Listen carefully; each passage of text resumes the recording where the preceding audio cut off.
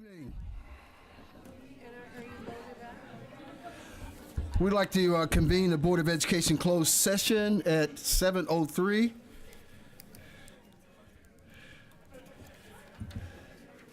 And we'd like to, adjourn the Board of Education closed session at 7:03. And we'd like to convene the Board of Education open session at 7:04. The meeting be called to order. Pledge of Allegiance, led by the Mayflower Elementary School.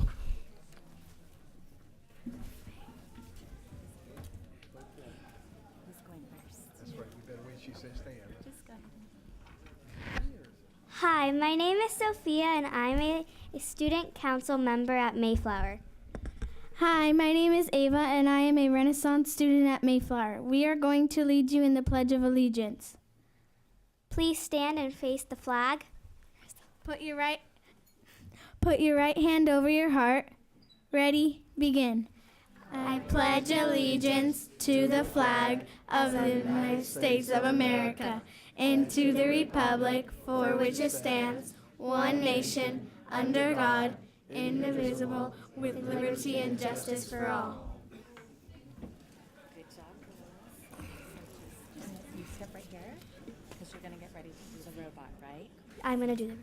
Yep, but it's my turn right now. Oh, okay. Good evening, Mrs. Castarella. Good evening, Board President Williams. Please continue. Okay, good evening, members of the board, and good evening, Dr. Trosian. I'm so happy to be here tonight and share with you some of the excitement that is happening at Mayflower surrounding coding.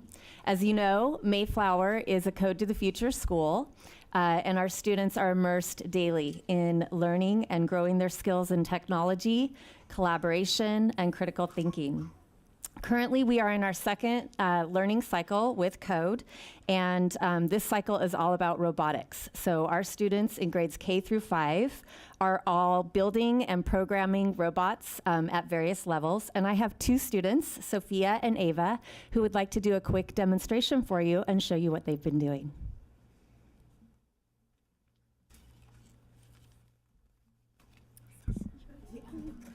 In robotics, we are currently building and programming small robots called code cruisers. We have been learning to use sequencing and coding to program our robots to move within their environment. We have also been learning about sensors and how they can help machines detect things in their environment and react to things like color. We have programmed this cruiser to react to color through its sensor. Sophia is going to show you how this robot reacts to the colored strips of paper that are placed on either side.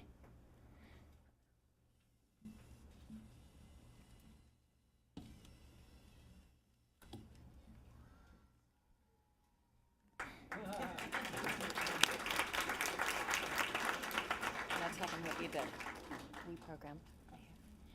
We program the cruiser to stop, spin, make a noise, and make a face on the screen when it senses the color yellow. Okay.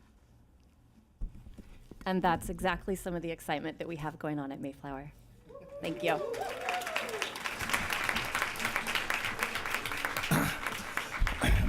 Ms. Casarella, could we take a picture with these lovely ladies?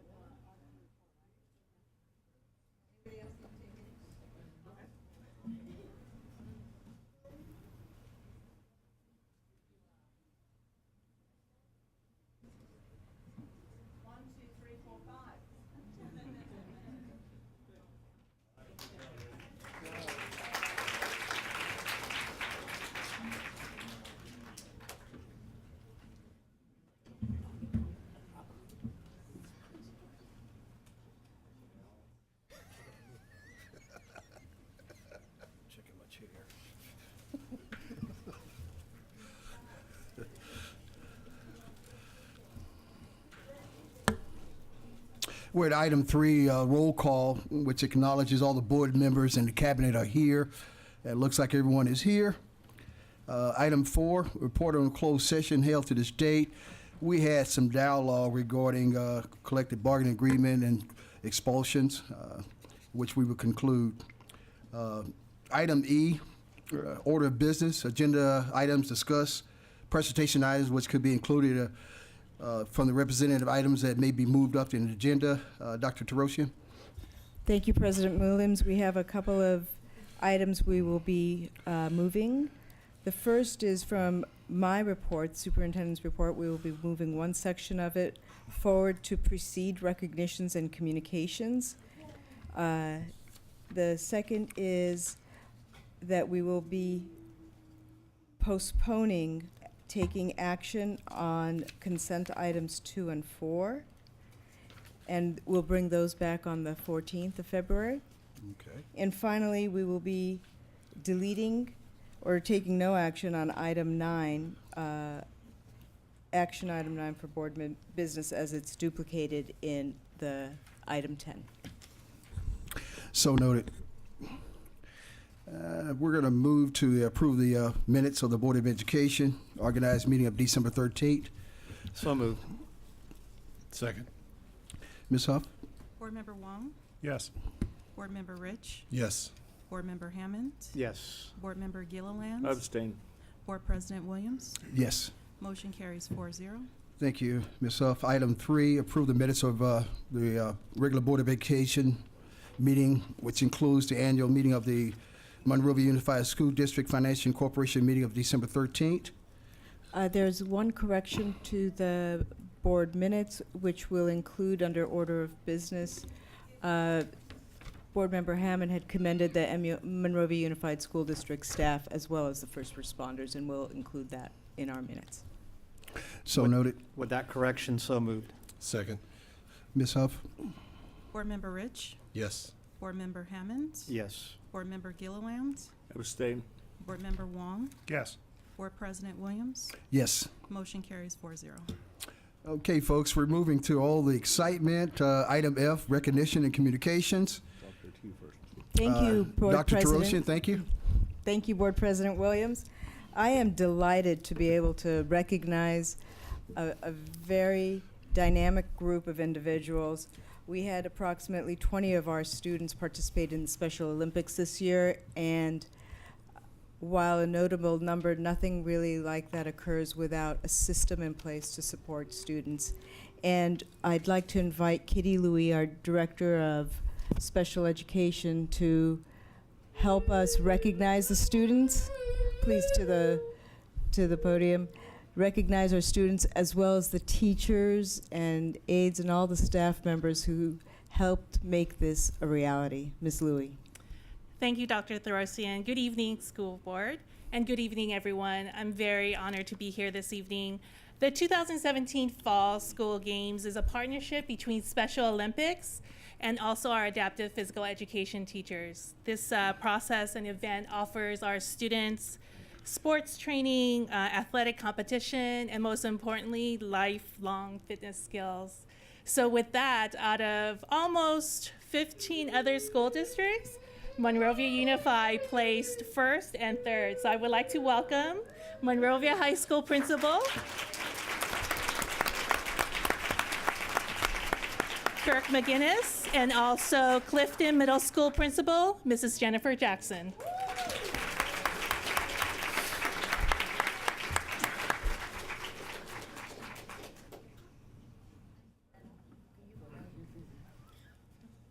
Thank you. Good evening, and what a wonderful opportunity this is to help recognize our students and their accomplishments. Tonight, I'm proud to present a group of athletes at my high school that competed with dignity and with honor and came back with ribbons held high.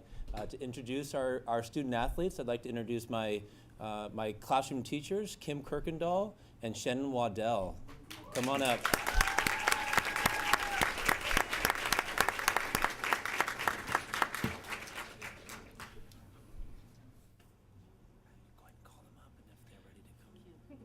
Okay.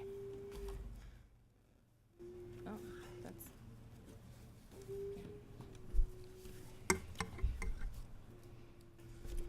here. Gotta find the ones. Should I still read it? Okay. All right. My first student is Joseph Anaya, not here. Gregory Bagdasarian, not here. Kem Bullock, not here. Daniel Herrera, not here. Caitlin Little.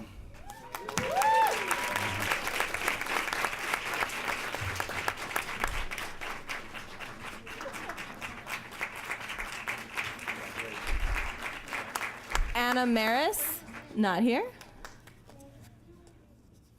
Megan Navarro.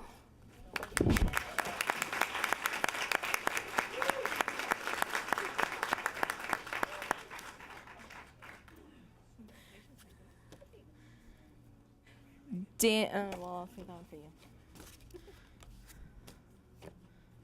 Alex Palayo, not here. Kevin Stern, not here. Not mine. Dante Vivanco.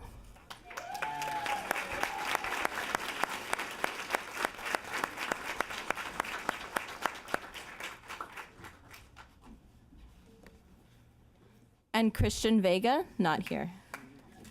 Okay. I think that was everyone. And Sam Williams.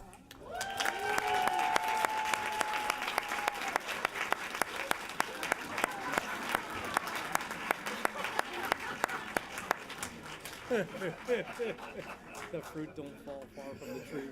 We know where that tree is. Yeah. Okay. Hi, it's my turn. I'm really proud of everybody who participated. I am super proud of my students. Danny Padilla, who could not be here tonight. I do not see you. Danny's here, yes! Danny, come on! Danny! Come here, Danny, over here.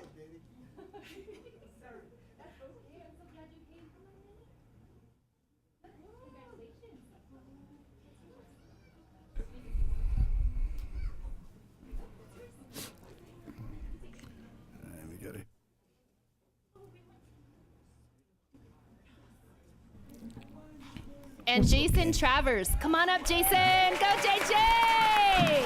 Woo! I'm so proud of you,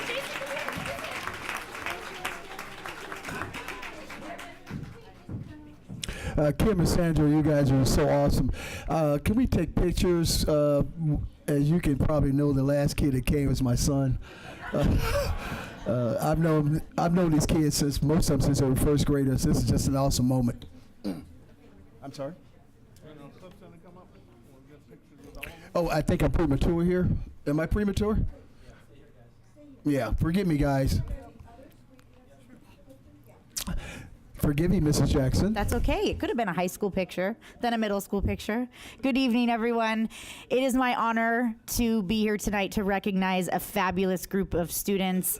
And to be fabulous as students, you have to have a fabulous person leading the way. Clifton is so, well, first of all, let me say this. I'm looking across at former Clifton Cubs, so this just melts my heart. That's right, Caitlin. And again, going back to what I said about leading and being fabulous, our program at Clifton is being run by a phenomenal, top-notch, amazing teacher. And I'm going to invite her up because she too needs to be recognized tonight. Jeanette Bacchus, come join me. That's for you. Thank you.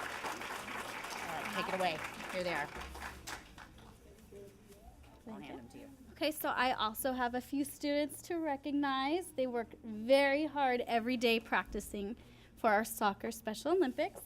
So we'll go ahead and recognize them now. The first is Jonathan Enriquez. Congratulations, buddy. I'm going to stand over there.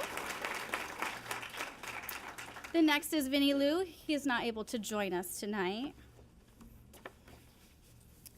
We have Olivia Luna, who is also not able to join us tonight. Damian Marrero, he is also not here tonight. Tommy Sue, he is also not here tonight.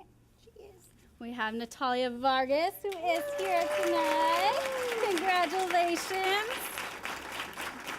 And we have, last but not least, Isaiah Vera. Come on up, my man. Isaiah. Isaiah. Here you go. Congratulations, buddy.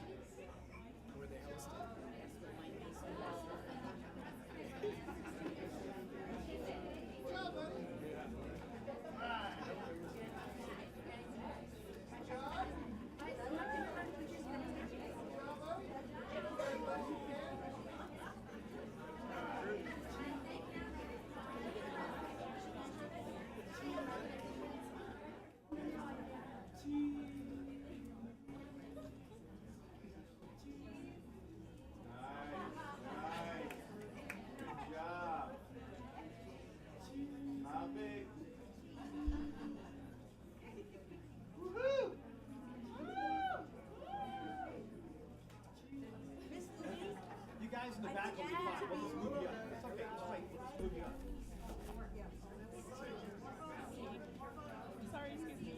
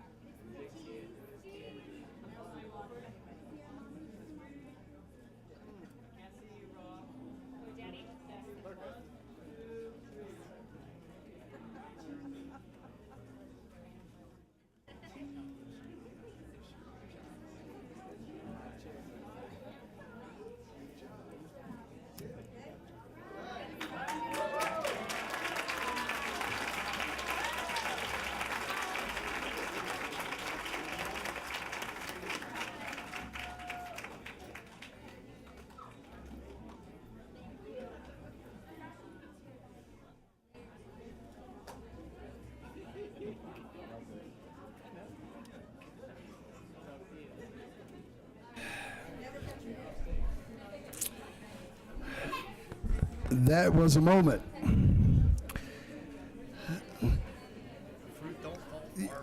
No, it doesn't. All right, folks. Okay, we want to come back together here and continue recognition and communications.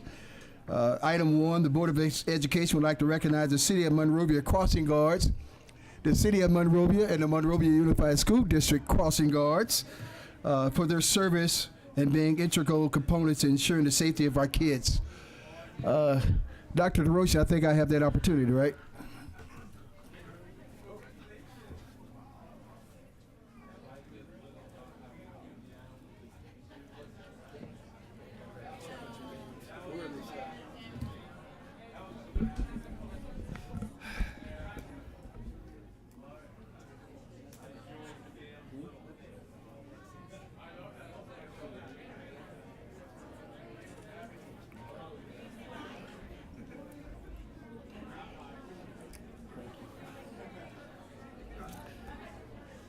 All right, folks, we're going to allow the ones that need to exit because this is a huge opportunity, and we surely don't want to miss anyone. As I mentioned, I truly believe that the crossing guards are the unsung heroes. They're the first one to see our kiddos. I've asked Dr. Terosian to allow the crossing guards to be first because a lot of Duke students may have ran across crossing guards in the elementary transition and a middle school transition, but I am truly humbled by this opportunity to introduce these folks to you because they are truly heroes, sincerely, in all aspects. So if you're here, prayerfully you will be here. I want to call your name and bring you up. Miss Catherine Barros.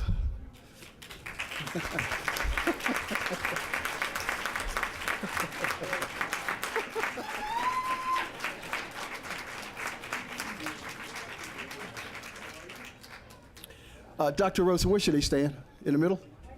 Okay. Miss Barrow's been crossing guard for 10 years over at Plymouth. I knew her when I was a watchdog dad. And she is as friendly as sweet as she can be. And God bless her. Miss Barrow, I got excited. I forgot your certificate. Rosalind Blessings. Affectionately called the Rose. She's over at Brad Oaks, and she's a sweetheart, and the teacher can attest to that, and the principal as well.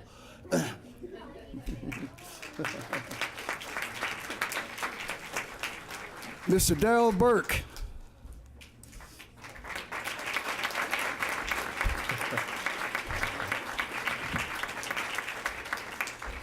Mr. Burke's over at Monrovia. Mr. Burke, how long you been on this capacity?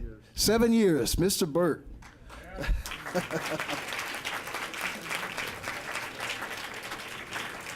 April Elliott.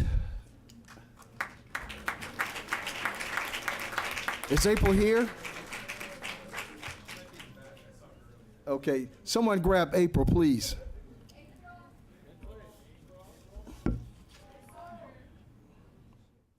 Oscar Fondola.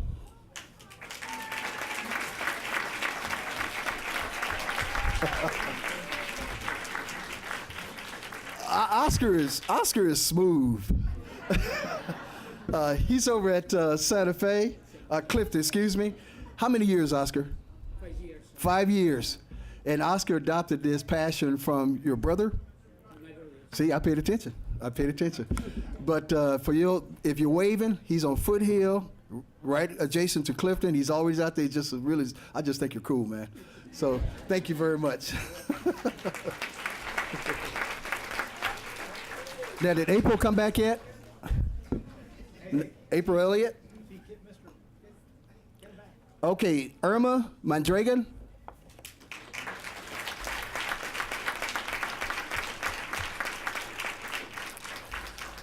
Irma's a quiet storm. She's over at Santa Fe. How long you been there?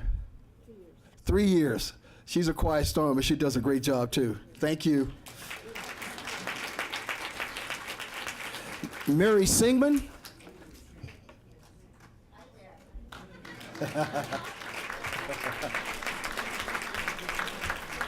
Yeah, Mary's transitioning, but I'm glad she's here. Mary, how long you been doing this? 3 years? All right, somebody here can hold your certificate with those cane. Thank you so much. Thank you, thank you, thank you, thank you.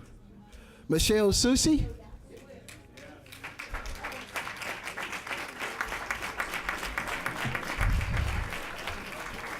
Let me embarrass you. Brace yourself. 20 years.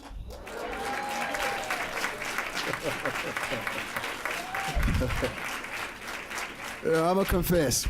I used to take my kids to Monrovia High School, and she would see me speeding and give me that, guilty. Yeah, and Officer Meades, trust me, he settled that. But thank you for your longevity. She's over at Bright Oaks now, but she was at Monroe for years and years and years and years. Yeah, so God bless your heart and your longevity too.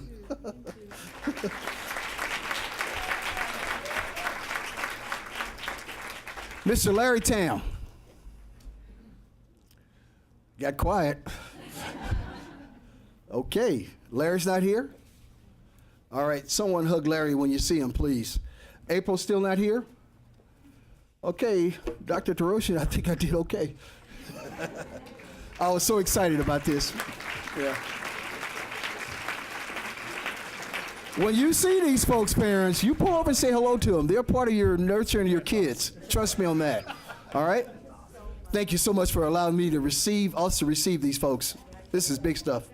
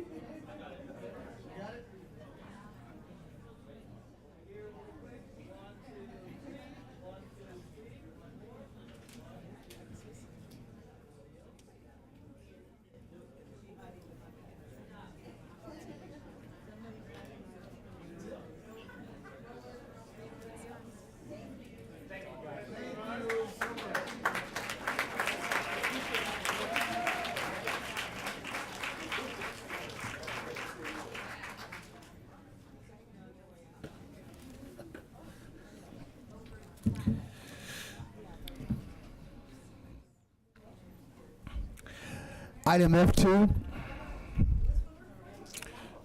Forgive me.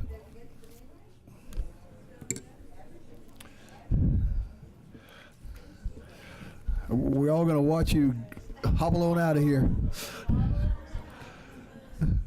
This is good stuff, folks. This is good stuff.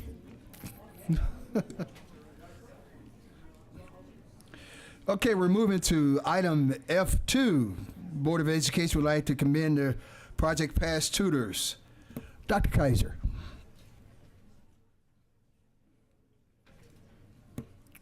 It gives me great pleasure tonight to bring to you our Project Pass tutors. Each year, our dear friend Duke Freyermuth has wonderful, wonderful students that he works with, that he trains to be tutors to tutor the students in our community.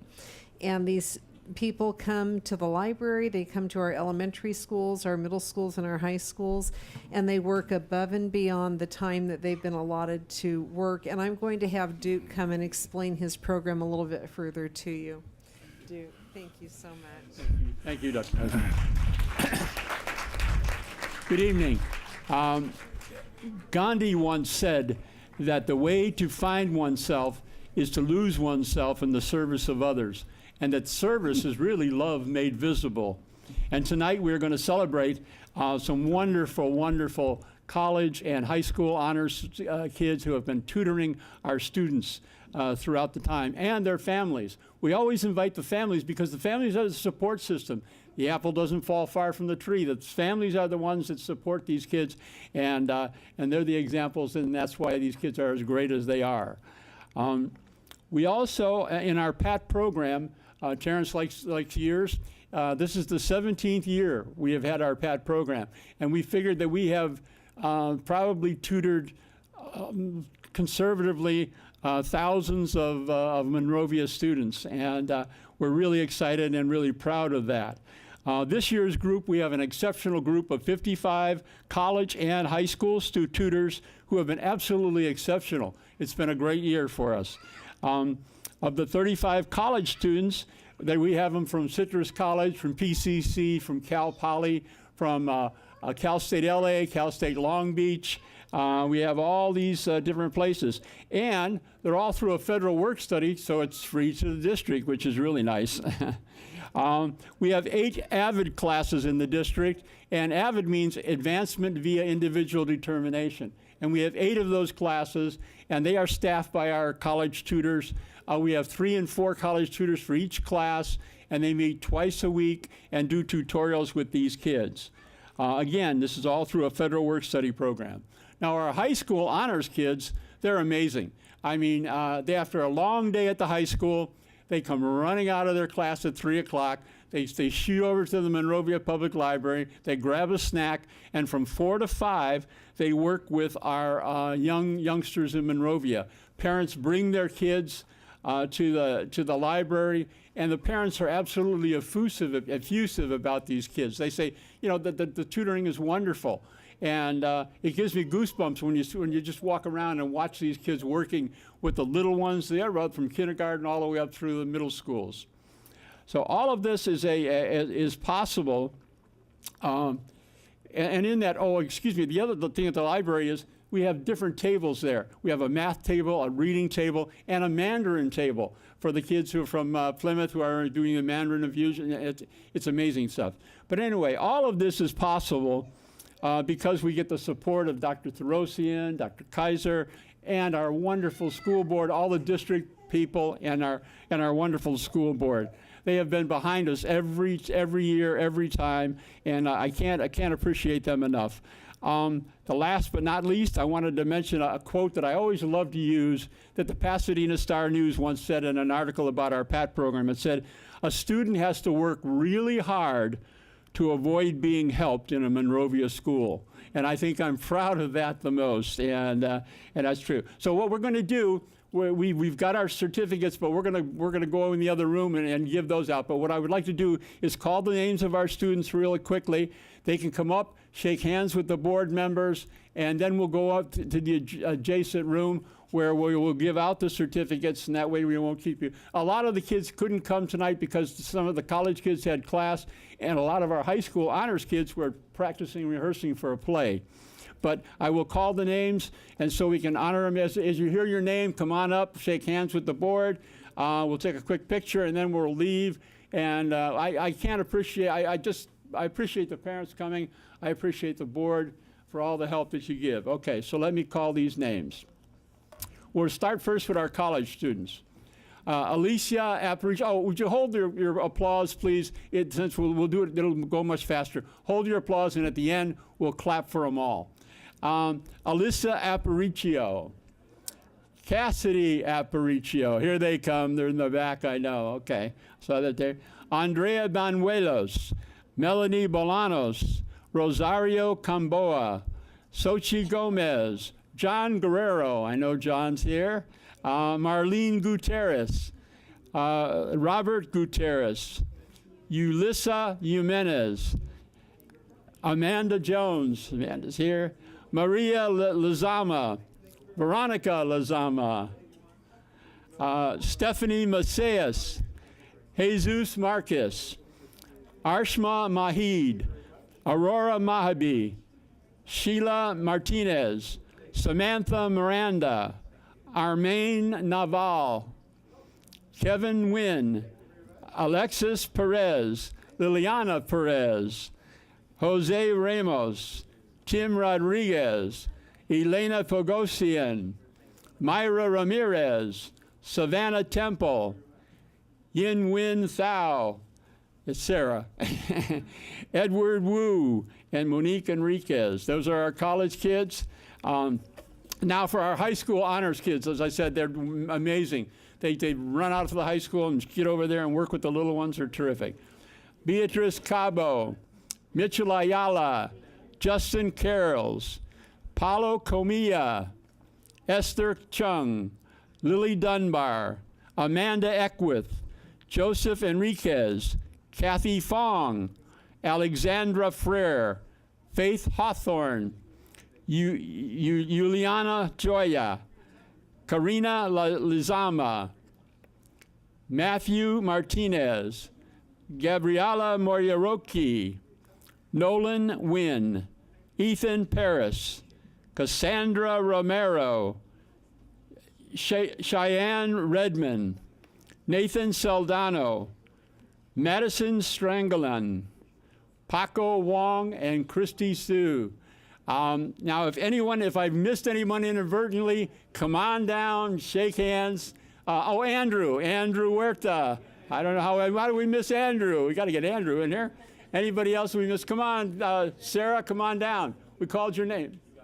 Oh, did you get it already? Oh, okay, good. Okay. I don't know where I am. Anyway, I just wanted to thank you and thank the board for everything. We're going to go and we're going to give that to our We couldn't appreciate you guys enough.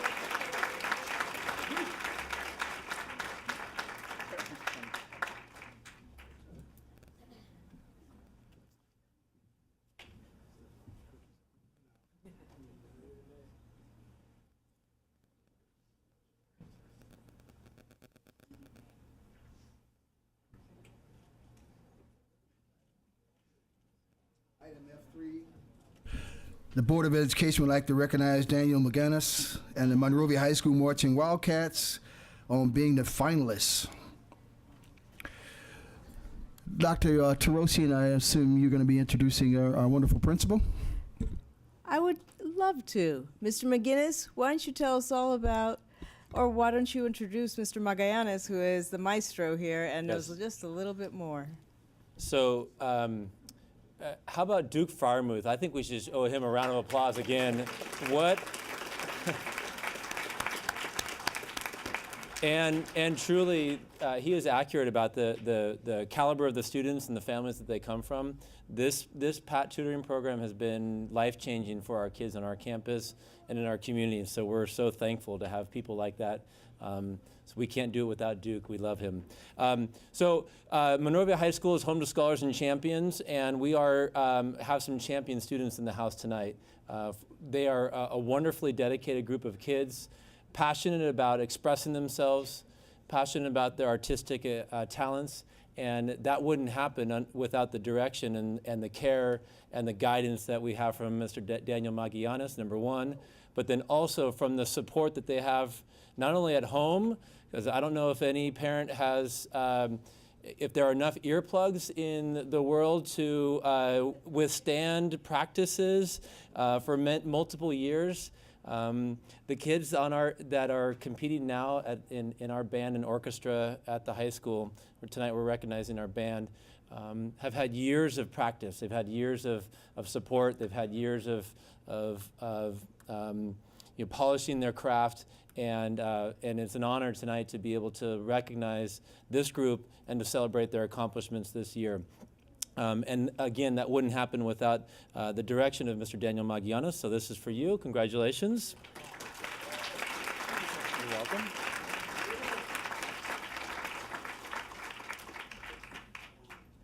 And then do we have these here for? Oh, middle school kids. I was Yes. going to get them too. Okay. I'll mention them. Perfect. Awesome. Dr. Terosian, gentlemen of the board, ladies and gentlemen of the administrative team, thank you so much. Hi, I'm Daniel Magallanes, Director of Bands at Monrovia High School. This year, our premier ensemble, the Monrovia High School Marching Wildcats Band and Color Guard, have once again competed in the SCSBOA Field Tournament Series. The way it works is that we go to a number of shows. There are about 80 bands in our division. Our division is 2A, which means we have between 51 and 70 musicians. And of those 80 or so bands in that division, the top 12 advanced to championships. We went in seated 5th out of those 80 and finished 6th at finals. They start working, Color Guard starts rehearsing in May for the next year. Our drumline also starting to work in May for the next year. And then band camp starts 2 weeks before school does, where they're putting in 8-hour days. And this is actually after the new members, the week after school gets out in June, those 4 days that we get between graduation and summer school, yeah, that's band camp, yo. That's rookies and council members getting to know each other. And that's where it starts for a lot. Some people find out that they're not playing clarinet anymore and they're playing tuba. And we start to get everything together. And if you add all the hours up, I mean, I'm not even talking about the man hours. We're talking literally hundreds. It's something like 300 hours of rehearsal between class periods, summer band camp, and also our Thursday night rehearsal. These kids rehearse every Thursday night after the football team gets off our field from 5:30 to 9 o'clock. 5:30 and 9 o'clock every Thursday night, knowing we're playing at a football game the next day. from 5:30 to 10:30 or something like that. And then usually we'll have something on Saturday, usually a tournament, sometimes a rehearsal. So hundreds and hundreds of hours that each kid puts in comes to thousands and thousands of man hours when you're talking about an ensemble of 54 musicians, 2 drum majors, 17 color guard members, and 1 amazing properties master. Who's here today, and I'm really happy he made it. So without further ado, I'm going to get through this. By the way, I don't care if you clap for them when they come up. Each and every one of them deserve it, but maybe save it for those who are actually here. Oh, these are upside down. I'm going to call them out, and I'll try not to say too much about the individuals unless I really have to. Like the first one, of course, is our drum major, Jasmine Aguilar. If they're here, I'll give them to you. I'm going to keep on going. If they are here, just come on up. But I'm going to keep on going and shake his hand. And don't worry, you've shaken mine before. Michael Allen, flute player. I'm going to leave the ones that are not here. Zachary Anderson, our low brass captain. He's here. Jeremy Atwater, snare. Zazio Baldelamar, trumpet. Vincenzo Baldelamar, snare drum. My clarinet turned tuba player, Gabriel Banuelos.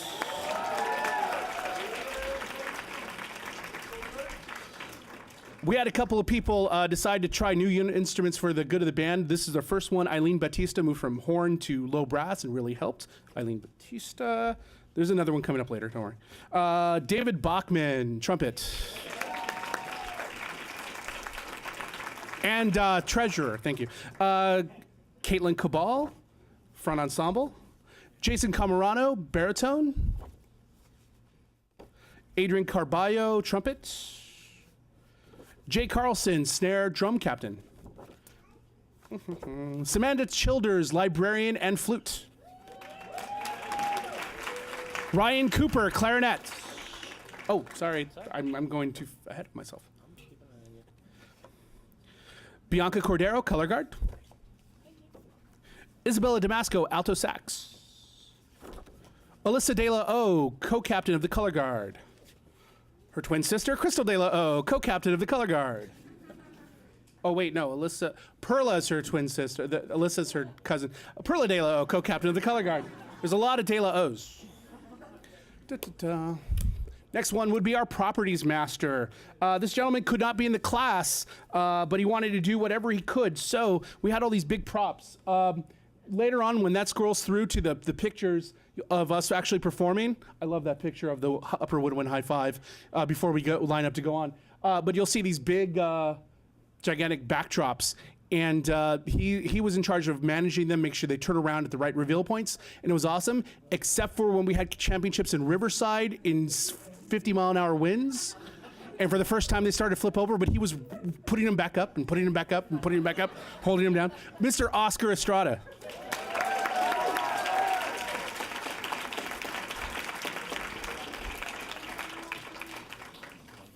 Alto sax, Beatrice Garcia. Alto sax, Cindy Garcia. No relation, I think. Clarinet, Carla Garcia. Our other drum major, co-drum major, Marcos Garcia Pascual. Front ensemble, Angel Gomez. Color guard, Alexander Gulke. Alto sax, Brandon Harbert. Our high brass captain, Josue Hernandez. Drummer, Edward Hernandez. Trumpeter, Darren Huang. Bass drummer, Angel Jimenez. Tenor drummer, Benjamin Jimenez.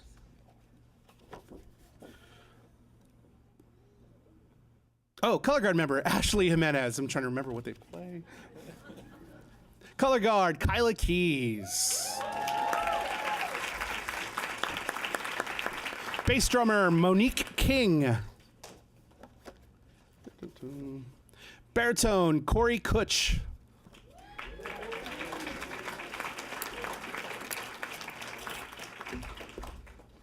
Synthesizer, Hannah Lardner. Marimba, Tyler Leinbach. Clarinet, David Loera. Tenor drum player, Kaylee Lutenbacher. Horn player, John Maines. He's here somewhere. There he is. Trumpet player turned tuba player, Matthew Manzo. Color guard, Raven McDonald. Band president, clarinetist, Jessica Mejia, who is here tonight. Oh, no, sorry. President, clarinetist, Natalie Mejia. Sorry, Natalie, I totally ruined it. Don't worry, I'm not being filmed or anything. Is Jessica here? Jessica's not here. Tuba player, Nolan Melendez.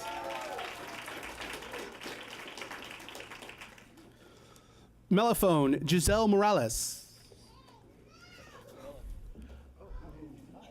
Bass drummer, Olivia Moran. Marimba, Isabel Nguyen. Color guard captain, Natalie Nickerson. Trumpeter, Julian Orsornio. Saxophone captain, Jason Pacini. Synthesizer, Mackenzie Palmares. Vibe player, Lily Pierce. Color guard, Kalela Pitcher. There we go. I think this got clipped to mine.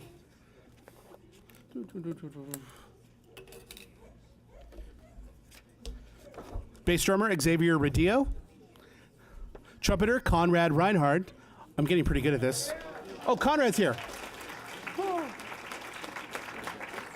you go, sir. Color guard, Sarah Ronquillo. Color guard, Madeline Saldana. Barry sax, Gabriel Sanchez. Tenor sax, Yahir Santiago.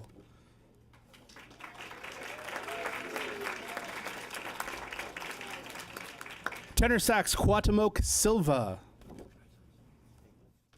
Color guard, Gianna Silva. Tenor sax and new color guard member, Alexa Snyder. What a way to spend your last semester in high school by learning a new thing. Band manager and flautist, Amir Sora.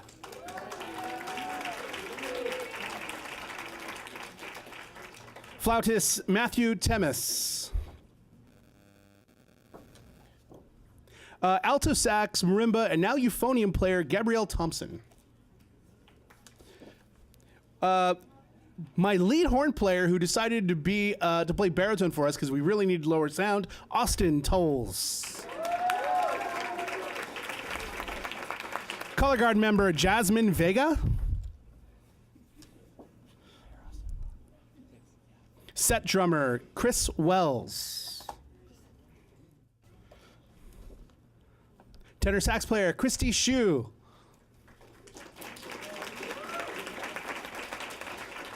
Front ensemble captain, Max Young. And we're also very happy to offer spots to two middle school students from Santa Fe Middle School. Joining us on color guard was Phoebe Yee. And from Clifton Middle School, joining us in color guard was Kaylee Torres. I just want to say that they really liked the show. I hope you got a chance to see it. We did get to perform it at one of our football games. The show was called Double Agent. It was a very white spy versus black spy, kind of without copyright infringing too much. And it was really cool. The color guard were the white spies. The drum line were the black spies. And they fought over a briefcase that went back and forth until our drum major turned out to be the double agent all along, and she stole it for herself and ran off the field when everyone else was done. That was our show. It was great. We always try to strive for excellence, and this year we made our goal, and there's a new plaque up on our wall, which we'll remember this year for always. Thank you so much for everything.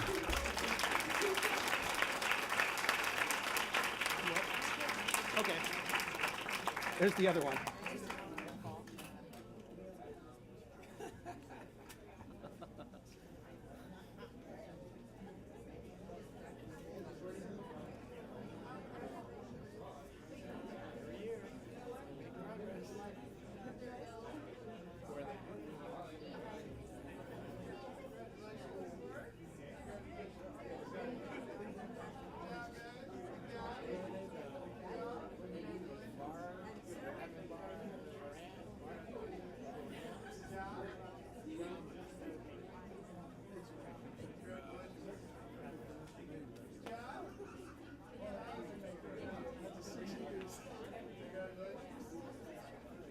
Remember some of those kids? Yeah.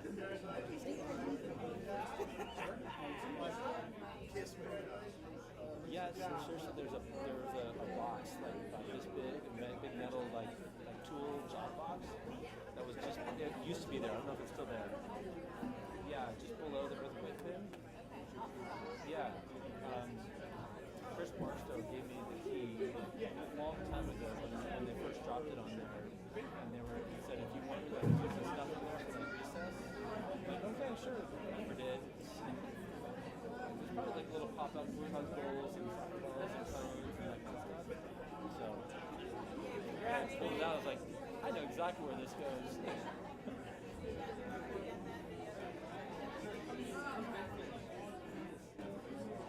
The temperature. We're hoping maybe if it cools down a bit.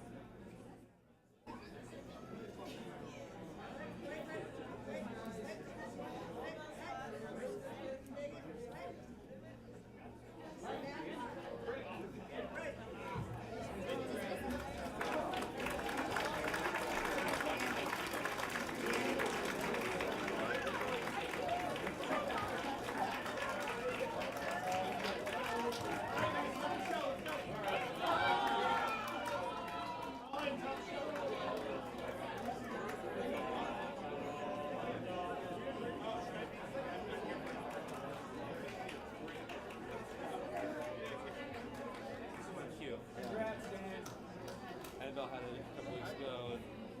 Emma's got it now too.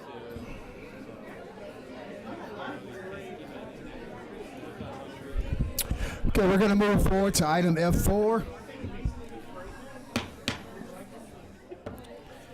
The Board of Education would like to recognize John Maines of Monrovia High School on the completion of his Eagle Scout program. Mr. McGinnis. Thank you. John, would you come join me up here for a moment? So not only is he an outstanding student, but he's a wonderful musician, but he's a talented Eagle Scout candidate at this point. Of course, he's completed his Eagle Scout. That's what I was about to say. Sorry. So annually, each year, I get about maybe one student that connects to me and says, "Hey, Mr. McGinnis, is there a project that you need done at school? Because I'm an Eagle Scout and I want to serve my community. I want to serve my school." And John's was one that I could not. I don't say no to them ever, but I could not say no to John's because it was perfect. John offered to build mobile instrument racks to hold the instruments in the band room. We have, as you can tell, a large band, and it's an outstanding group of kids. And when something like this comes together, where a student takes his talent, takes his service to his community and to his troop, and to his larger group of his bandmates, and bring something like this to fruition, it's a wonderful opportunity. So, on behalf of the Monrovia High School band and on behalf of the board and as the high school principal, I want to say thank you for your contributions. I've known John for a long time, since he was a little kid in elementary school, and to see him at this age and this level of commitment, making contributions to our school. So I don't know if you know much about Eagle Scout projects, but kids kind of create the idea, they identify the funding for it, and then they go out on some whatever they need on this fundraising trip. And so he got all this money, but it only took this much money to build these mobile storage boxes. And so what did he do with that money? He sent it to the band. So it's just true to the quality of this young man. So.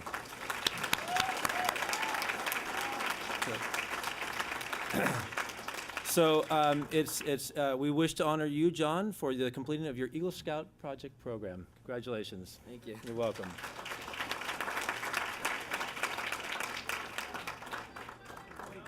You get your own picture. Oh boy.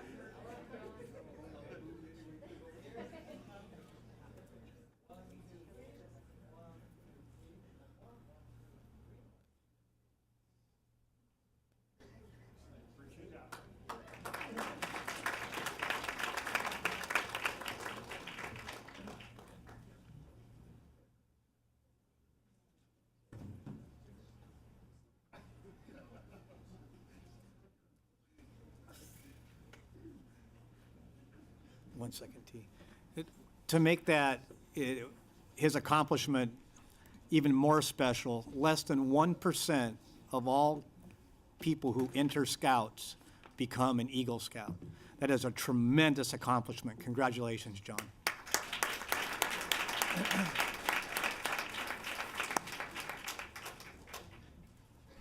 Item 5, the Board of Education and the Chamber of Commerce would like to congratulate the following employees on being recipients of Monrovia Unified School District Employee of the Month for the month of January.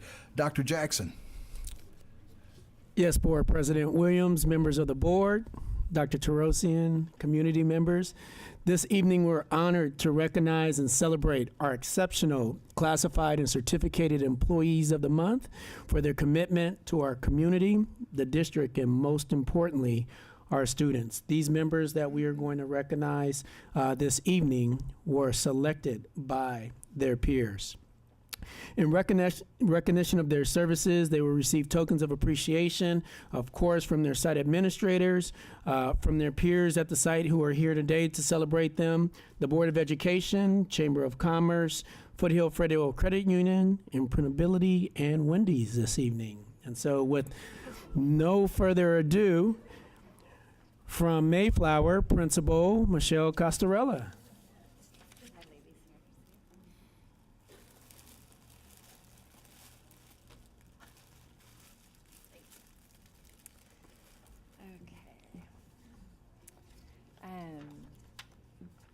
I am honored to present to you two of our special employees tonight, and I'm going to start with Kim Curtis. So can Kim come on up?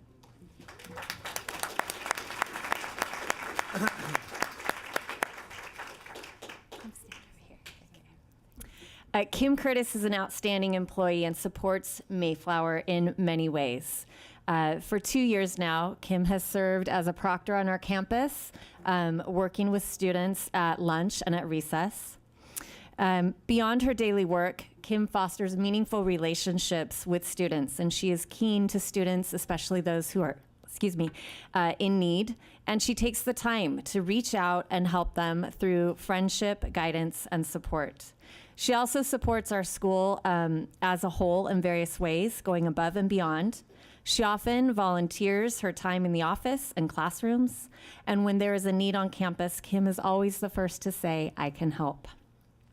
In addition to her amazing support, Kim has beautified our school by utilizing her amazing artistic talent. She has spruced up the sign in our literacy garden and been an integral part in painting several murals on campus. And through this shared activity with students of painting the murals, she's instilled inspiration, built confidence, and given kids a chance to grow. Kim is kind and funny and humble, and Kim's commitment to Mayflower is commendable and betters our entire community in so many ways. So thank you, Kim.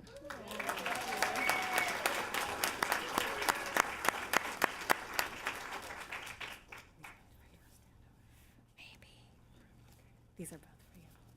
Thank you. Thank you. And flowers. So many things.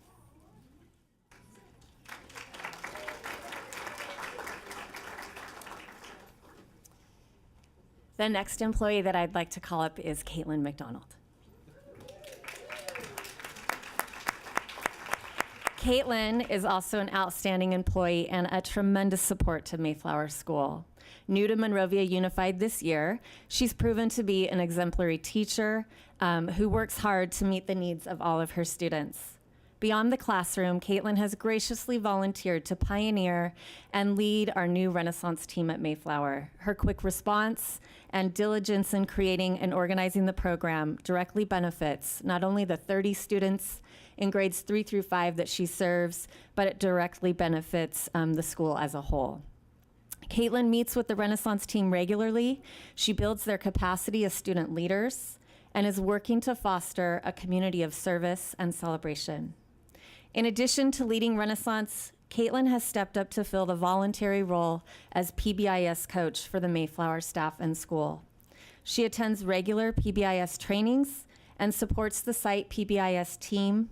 She facilitates ongoing meetings, helps build understanding in all of the staff, and has collaboratively worked hard to help Mayflower build a system of positive behavior, intervention, and support. In so many ways, Caitlin goes above and beyond the expectations of a teacher. She is kind and warm, and she is always willing to assist others, and she does so happily.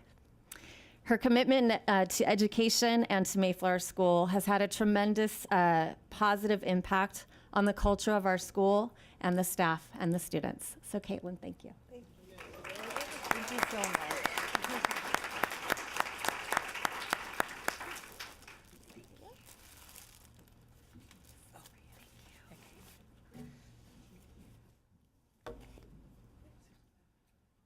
Do we want to get Plymouth up here next? Do we all go stand? Okay, Dr. Giroux, Plymouth Elementary School.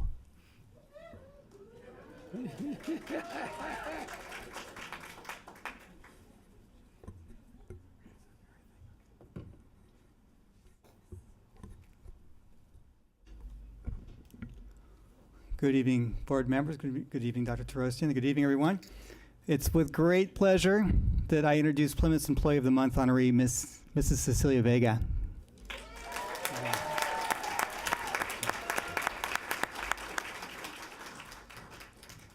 Cecilia is here with her father, Dr. Celso Perez de Tagle, her mother, Sylvia Perez de Tagle, her husband of 30 years, Vlad, her daughter, Alyssa, and her son-in-law, Danny. Cecilia is a star. No, really, she was a child actor, starring in 4 movies and a TV show in the Philippines. Show business was her life. Her mother was a famous actress, she's here tonight, a movie star, and an icon. She was, in Cecilia's words, the Lucille Ball of the Philippines. By the way, I checked on IMDb and Wikipedia, and she's on there. But her parents felt that she would have better opportunities in the U.S., and so she left for the States at age 14 to begin high school in the exotic city of Glendora. It didn't take long for her to meet her high school sweetheart. She met her husband in high school and married at the ripe age of 18. If Cecilia was meant to be on the silver screen, then she must also be destined to work in education and with children. After high school, Cecilia took an interest in education and studied childhood development. She volunteered at the Montessori school in Rowland Heights, where her sister worked as a teacher. She earned her own teaching certificate, began teaching at the school, but when the school needed help in the office, Cecilia volunteered and soon found a home. Always interested in improving her skills, she took UCLA extension courses to learn business, accounting, and her children attended the school where she ended up serving as the office manager for 14 years. And when her children culminated from Montessori, she looked to broaden her experiences. She found an opportunity at a school in the south end of Monrovia called Plymouth. That was 11 years ago, and in Cecilia's words, Plymouth feels like home. She loves the staff, the families, and the students. Cecilia says she's here for the children. She says she even loves the excuses they give when they're late. The office manager sits at the front lines of the school.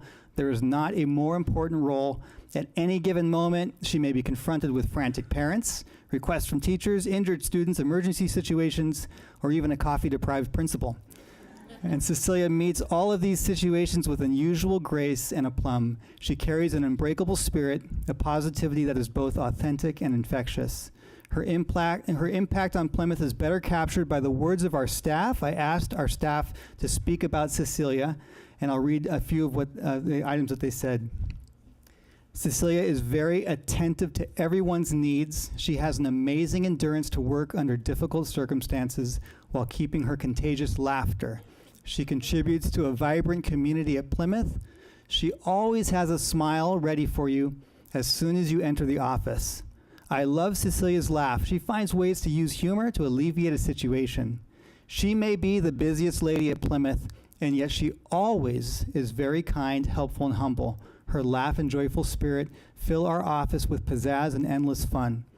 Plymouth is blessed to have Cecilia as our office manager, but the real blessing is to also call her our friend. In a world that has seen more than its fair share of despair, Cecilia is the epitome of hope, care, and positivity. She began as a child star, and she is still a star. Her spirit shines and fills our office with warmth, care, and a contagious optimism. It's truly an honor to announce Cecilia Vega as Plymouth Classified Employee of the Month.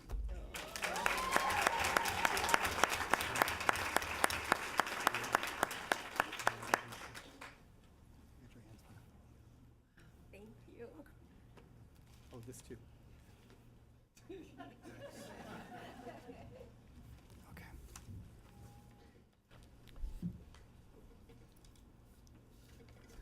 I know it's been a long awards, but I have a lot to share, so I didn't want to shortchange anyone. All right, so it's my pleasure to announce our Certificate Employee of the Month, Mr. Steve Cook.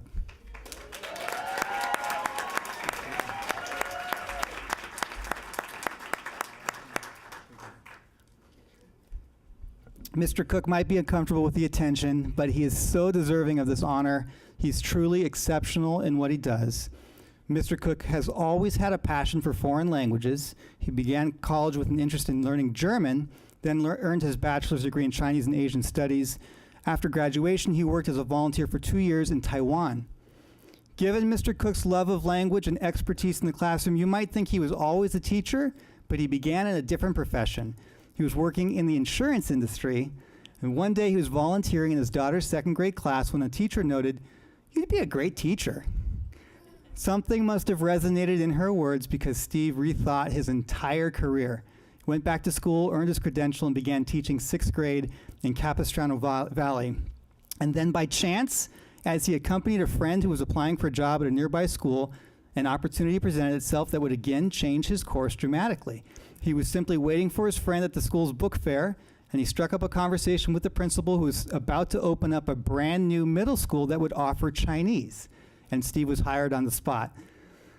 Over the next 4 years, Steve not only taught Chinese at the school, he started an after-school Chinese club. He wrote a $300,000 foreign language grant.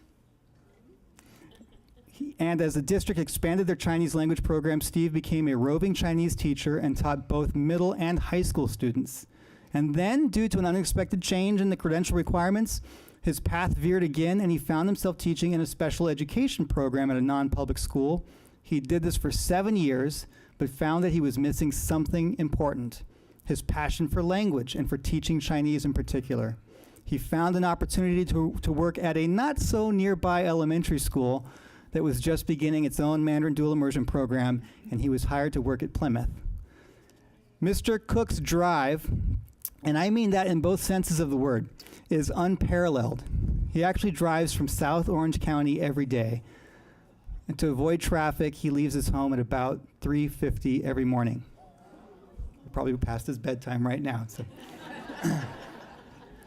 His passion for teaching is inspiring, and the proof is so evident in his students. Their excitement for learning, their grit, and their unwavering respect for their teacher. Observing Mr. Cook in action is like witnessing a work of art. Imagine a class of almost 30 second graders, all engaged, hanging on his every word, enthusiastically learning one of probably the most difficult language in the world. Oh, and then he works with another group of almost 30 first grade students in the afternoon with the same results. Mr. Cook's dedication is inspiring, and yet he does more. Every other week, he teaches a 2-hour Chinese class in the evening for parents of the students in the Mandarin program. He volunteers to do this because he says he believes in the program, and he knows that if parents learn Mandarin, the students will be more successful. Many parents who have attended these classes have expressed how important and valuable the classes are for their family. His contribution to our school cannot be overstated, and I did ask some of our staff members to share their thoughts about Mr. Cook. Teaching for him is not work, but a way of life. His students respect him deeply and connect with him because they know he cares. He is the best colleague with very encouraging words for all seasons. Steve is a wonder. His dedication is unmatched. He is a passionate educator who seems driven by the success and achievements of our students, and he believes in his students. His dedication is inspiring. And one parent shared, "I don't exactly know how Mr. Cook can dedicate so much of his time and energy to his students, their parents, and the school, but seeing him in action is inspiring. He's constantly going above and beyond the basic duties of a teacher, enriching the curriculum, reaching out to students individually, and making Plymouth a real treasure amidst the surrounding communities. I am grateful every day that my child gets to be a part of his classroom." If you ask Mr. Cook about what he does, he'll likely downplay his role. As I mentioned, he does not like to be the center of attention. Sorry about that. I told him I'd try to respect his wishes, but his contribution should be recognized and celebrated. And while I want Mr. Cook to feel recognized, I think it's perhaps more important that we draw inspiration from the example that he sets. In a world that seems increasingly driven by self-interest, Mr. Cook is the epitome of selflessness. May his passion for teaching remind us of why we chose our careers in education and inspire us to be better at what we do each day. I can't imagine anyone more humble yet so deserving of this honor. Congratulations.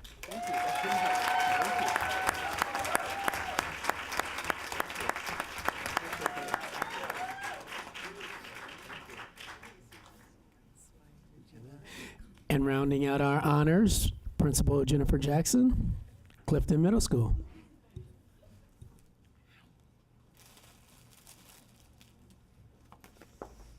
Good evening, Board of Education, District Administration, and Monrovia community. It is my honor tonight to speak about two extraordinary Clifton employees who are so deserving to be named Employees of the Month. And I would like to start off with food service worker Diana Lee.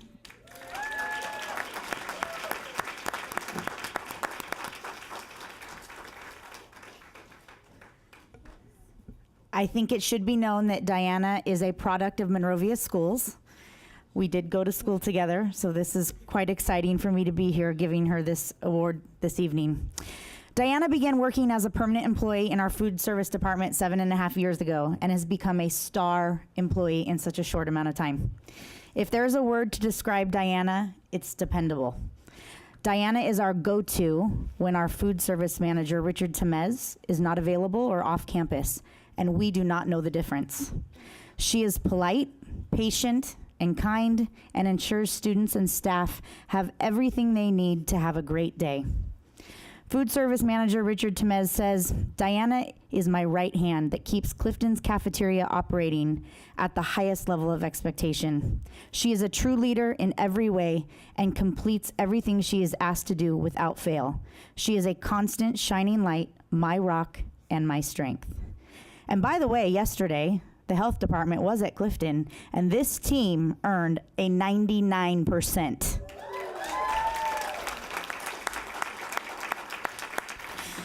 The bottom line is this: Clifton is so lucky to have Diana as a part of our Cub family. She's exemplary in every way, and we are so proud to call her Clifton's newest Employee of the Month.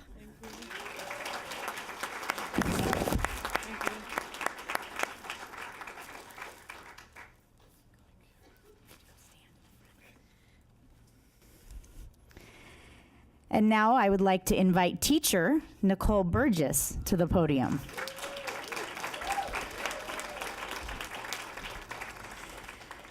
Nicole started her teaching career at Clifton just a short 4 years ago and has been a force to be reckoned with since arriving. Nicole serves as our social science teacher, I-coach, PBIS coordinator, a member of our extended instructional leadership team, and a member of our AVID site team. Those are just her official titles. She is also willing to lip sync in a rally, compete in a staff versus student competition, take the lead on a project when one is in need, step in for colleagues in need, and the list goes on and on. She's an integral part of the Clifton faculty with her daily enthusiasm and positive attitude. Nicole really does not know how to say no and enjoys supporting all people with whatever they need help with. She is communicative with everyone and is always looking for ways to improve the climate and culture at our school. Some of her colleagues shared, Nicole is always willing to step up, shares her expertise of technology with everyone willing to learn. She makes teaching look easy. She is selfless. She is energetic. She's an overachiever, but in a good way. She takes charge and she gets things done. And finally, she's an adoring mom. Nicole, you have done a lot for Clifton in a very short amount of time, and we are very grateful. We are proud of you tonight, and we thank you for your tireless dedication, you and your quirkiness and all. Congratulations.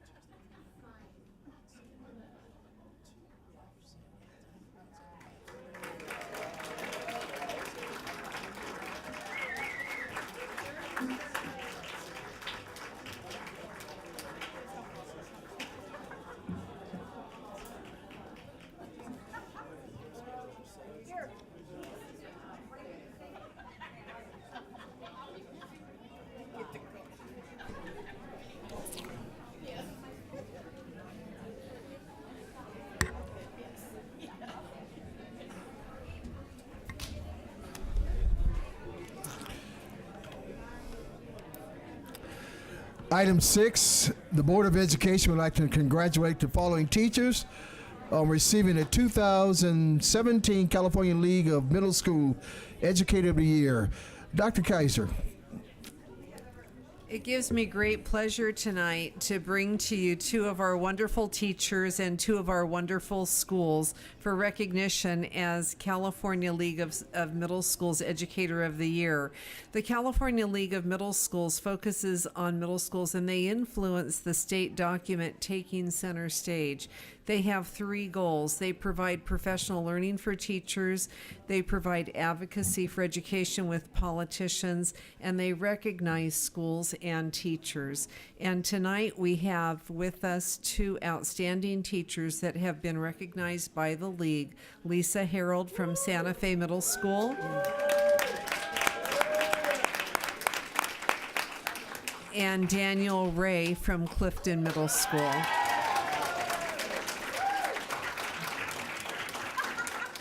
And I would like to invite their administrators, Dr. Zamarripa and Mrs. Jackson, to come and say a few words about these two outstanding teachers. So this is really easy. Actually, I may not work at Santa Fe, but my gosh, I love Lisa too. This award that was given to these two is so deserving. I felt we've recognized Danny in multiple places, but I felt like I needed to share with you his nomination letter so that you truly understood why he was chosen for this honor. So if I can just humble you for just a second. Danny Ray is a phenomenal educator, currently serving as a social science teacher, PE teacher, and Renaissance leadership teacher at Clifton. Danny joined the Clifton team 7 years ago, having previously taught in Los Angeles Unified School District. Danny's focus as a teacher is inclusivity, and it shows in everything he is part of. He is patient, compassionate, and kind, and focused on providing all students the education they deserve. Danny is a cutting-edge teacher who plans rigorous lessons for all students, including honors students, English language learners, and special education students. Having embraced all of the recent changes in education, Danny takes on new challenges with ease and grace. He's a team player and highly respected by everyone in the school community. Since the beginning of our special education push-in program, Danny has openly welcomed other educators into his classroom in order to provide supports for all students so that they can access grade level curriculum. His colleagues are always talking about his classroom and how successful students can be and how easy he is to work with. In addition to teaching the Renaissance leadership class, Danny oversees the larger school-wide leadership and ASB program, responsible for all academic recognition and activities on campus outside of the single class period. His willingness to work long hours goes above and beyond the call of duty and is tied directly to his philosophy of getting every student connected with a mentor, friend, group, program, or event. As an administrator, you always have a handful of people you know you can turn to for anything, and Danny is one of these people. Whether he's asked to do something different in the classroom, on the field, or something big school-wide, he always says, "Yeah, let's make it happen." And that is what the kids and parents need at every school. He truly stands out among the top educators in the field, and Clifton is fortunate to have him changing lives, saving lives, and impacting futures every single day. Congratulations, Danny.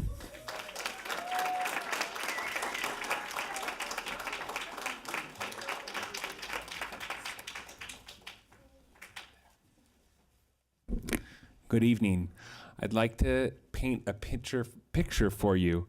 On a recent visit to Lisa Harold's class, you would see fabulous, inspirational messages from all the greats on the walls.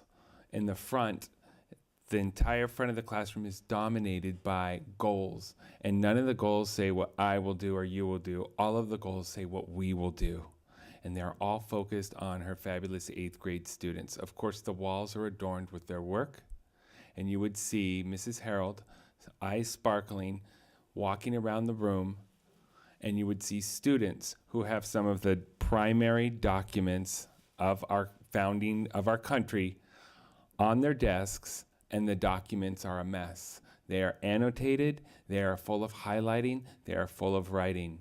The kids are working. And as Mrs. Harold walks around the room, she's having different conversations with all of the students. They are engaged, and she is carrying on multiple conversations with them, and they are working both in groups, in pairs, and some by themselves. Everybody is doing great things in that classroom. Every school tells a story, a very important story. And if you really want to know what's going on, you have to know somebody who knows the heart of the school. Someone who has taught me about the heart of Santa Fe so far this year has been Lisa Harold. She has told me their ups, their downs, but she has always told me with a strong conviction about the great things we can do for kids and the adults who serve the kids in the school. She is compassionate and passionate. She stands up for kids in meetings.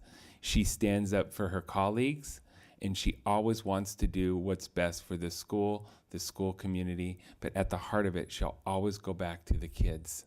She believes deeply and with profound impact about what we can do at Santa Fe for all of our kids. I have learned so much, and she has made me a better principal by her own interactions with me, and she has elevated my expectations. It is with great pride that we honor tonight Mrs. Lisa Harold as Educator of the Year. Congratulations.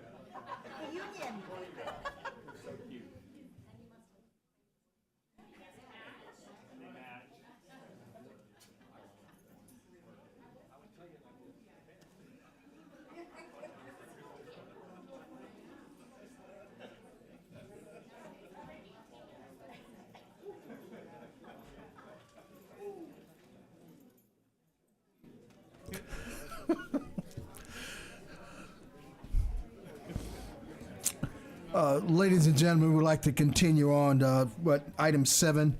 There are no board reports. Student report.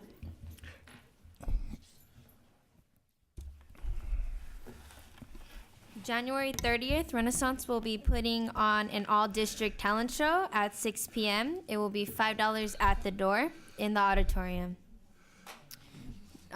Drama will be putting on a black box play taking place during the Holocaust called Strength of Our Spirit. Tuesday, February 6th, boys soccer and boys and girls basketball will be having their senior night. Wrestling finals will be all day in the Monrovia Event Center on February 7th. Girls soccer and water polo will be celebrating their senior night on February 8th. Friday, February 9th, ASB will be putting on a Sadie Hawkins dance at AMF Bowling Alley from 7 p.m. to 11 p.m. Saturday, February 10th, robotics team has their qualifiers. And lastly, Friday, February 22nd, cheer will be having their nationals competition in Vegas.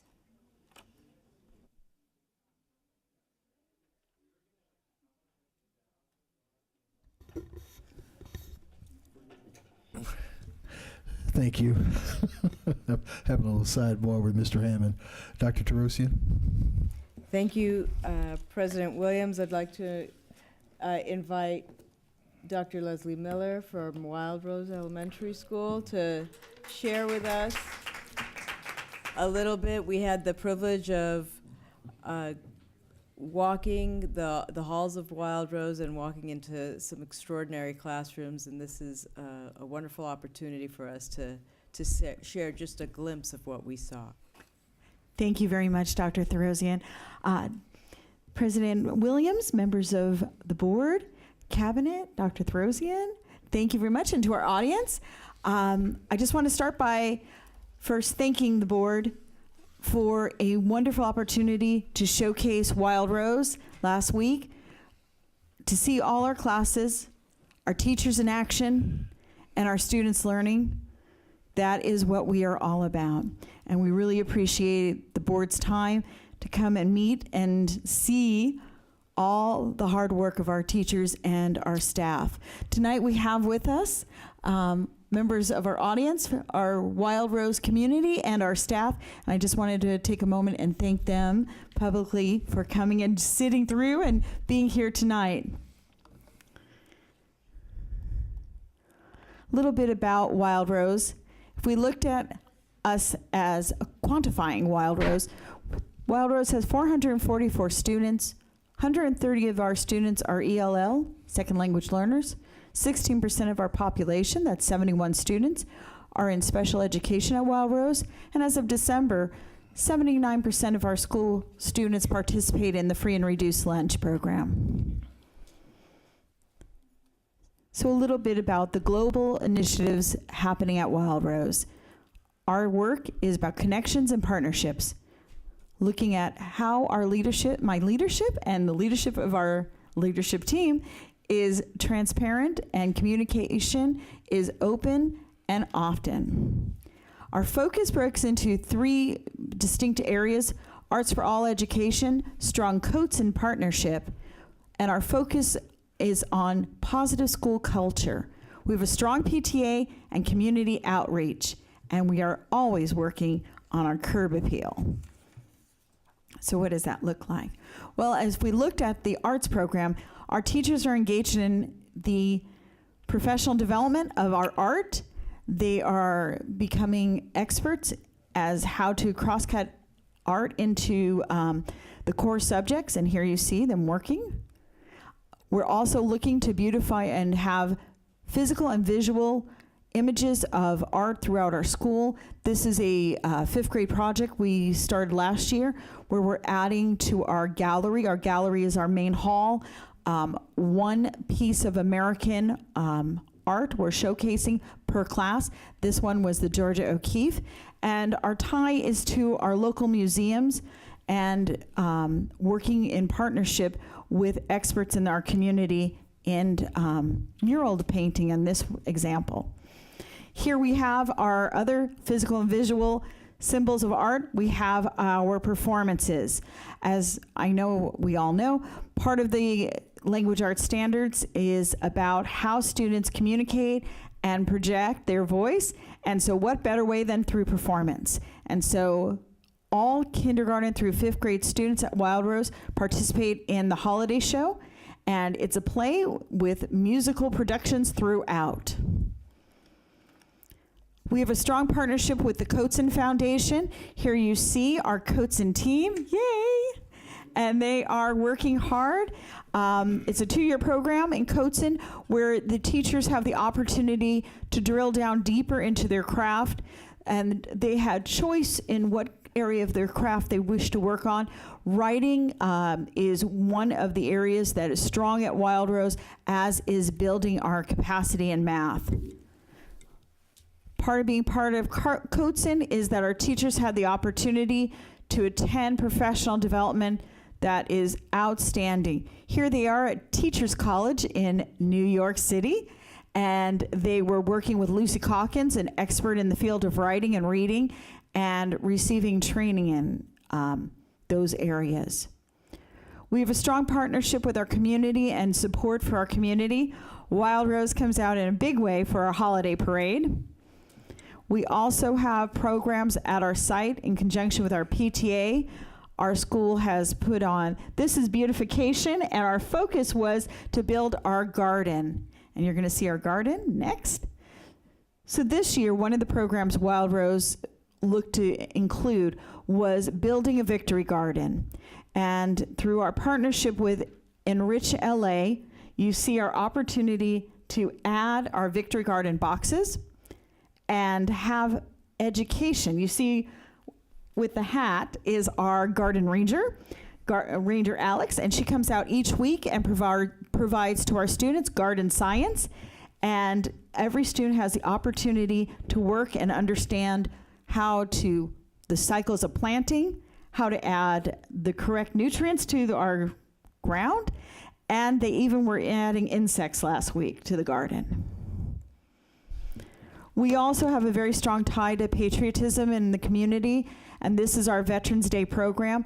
This year we moved our Veterans Day program to the flagpole area so that we can include a raising of the flag ceremony conducted by our students. And in our part of our program, we like to recognize the parents who are in military service, and so you see our student speakers and our families being recognized. Our teachers are amazing at Wild Rose. So when they're off for summer, they're just not enjoying the beach. They come back and they provide intervention to our children. And so here we see Miss Lomelin, and she and several of our teachers went to Duarte Road this summer, as you well know, to spend some time with our students there and work on literacy and have projects and book talk, and this was a wonderful opportunity. We also partner closely with our local library, and so this year we kicked off the year with Miss Emily coming and doing science with our students as well as reading with them, and all 444 students got to participate this year. An annual event we have is Camp Wild Rose, and we've changed our Camp Wild Rose to include a wake-up call by our fire department each year, and the fire department comes and has pancake breakfast with us and wakes all our sleeping campers up. And there you see me, all dressed in gear. I like to think of what we're doing as a marathon. It's a journey that's going to lead all our children to winning, not just a sprint. So how are we going about that? Here you see our progress on our CST, our SBAC data in the area of math and language arts, and we're looking at the cohort data, so we're seeing growth over time of students. The top graph is the cohort 1, that is our current 6th graders, and their progress, so you see them making gains each year as they are moving through. Cohort 2 is our current 5th graders, and again, you see that increase in their standard scale score. Here we have our students in math and their increase in their scale score as well. And Wild Rose is much more than just our individual classrooms. It is about our students. This student is Hema. Hema came to us about 3 years ago. Her family's from Syria, and they left during the war. 2 weeks after arriving at Wild Rose, their school was bombed, and they lost many of their friends. Hema spoke no English when she arrived. And when I asked Hema to describe for me what was important about school, what she said was, when I came to America, I didn't know anything.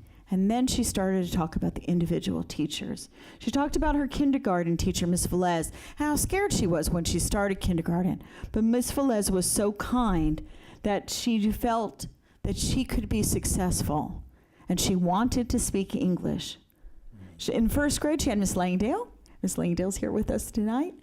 And that she was close to Miss Langdale because she felt Miss Langdale understood that she could be successful and wanted to see her succeed. This year she has Miss Williams, Hema, and she loves Miss Williams. But Hema loves all her teachers. And she feels it's very important for our teachers to know that even in those tough moments, that if they just continue to have heart for students, our students will be successful. So let's see if our video will work for Hema.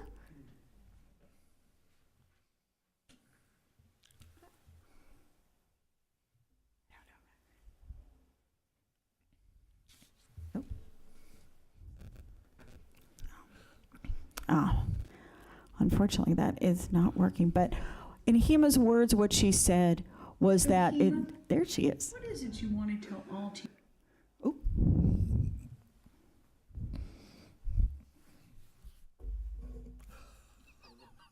So Hima, what is it you want to tell all teachers about what they should know about what's important about being a teacher? I want to tell all the teachers, and if they're hearing me right now, I want to tell them that it's important to be a teacher because you get to communicate and teach the students. And when you communicate and teach, it tells the students how you feel and why they're special to you. So that is why I think that the most important rule of being a teacher is to understand what the students feel or what they want. Do you think the teachers you had, do you think those teachers you've had have done that? I think yes, because Miss Velez, Langdell, Miss Ramirez, and Miss Williams right now, they've all shown me how it is to be a student.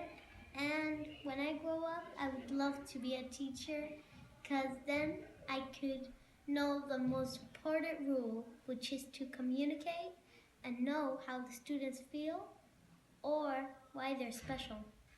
And do your teachers make you feel special? Yes, because they kind of tell me stuff that make me feel special, like Miss Williams now tells me if I could stay in her class so she could let me learn some stuff. And I really appreciate what the teachers are doing because they're teaching the students from their heart. They're not just doing it so they could get money. They're doing it because they want to do it. You were going to just say something else. What word were you just going to use? It sounded like you're going to use a word. Oh yeah. What was that word? Because they want to do it from their heart, not just, they just don't from their heart, and I really appreciate what they're doing. Thank you, Hima. And so there you see a little bit about our school, Wild Rose.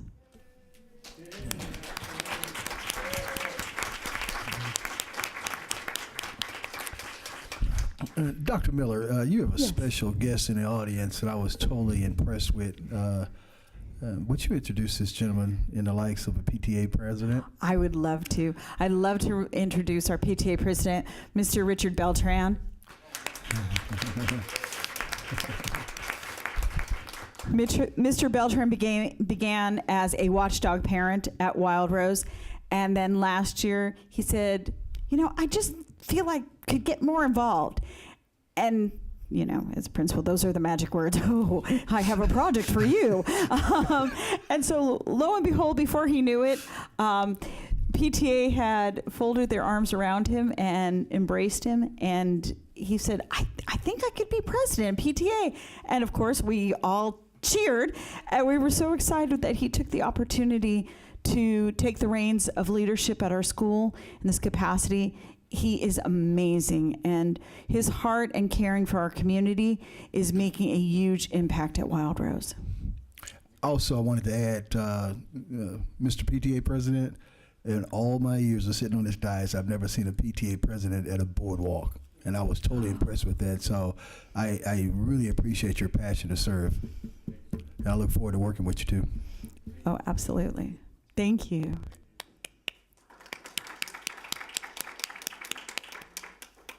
And Dr. Miller and the rest of the faculty from Wild Rose and staff, it was a wonderful visit with glimpses of the brilliance that students are able to articulate with expertise and guidance. So thank you, and thank you for preparing such a gracious welcome for us. Yes, there are our greeters from the boardwalk. They did an excellent job that morning. Thank you, Dr. Miller. Thank you very much, President Williams. Ladies and gentlemen, we're going to allow the Black History Month event by Dr. Terosian. Then we're going to take a recess before we move forward. Dr. Terosian? The second item on my superintendent's report is on Black History Month, and I'd like to invite Barbara Golar, who's here as a special guest, to tell us a little bit more about the activities that we have planned. Thank you, Dr. Throsian and school board members. My name is Barbara Golar. I represent Monrovia Doherty Black alumni. And this year, as you know, my sister, Joni, was the chairperson, so I've taken over that position.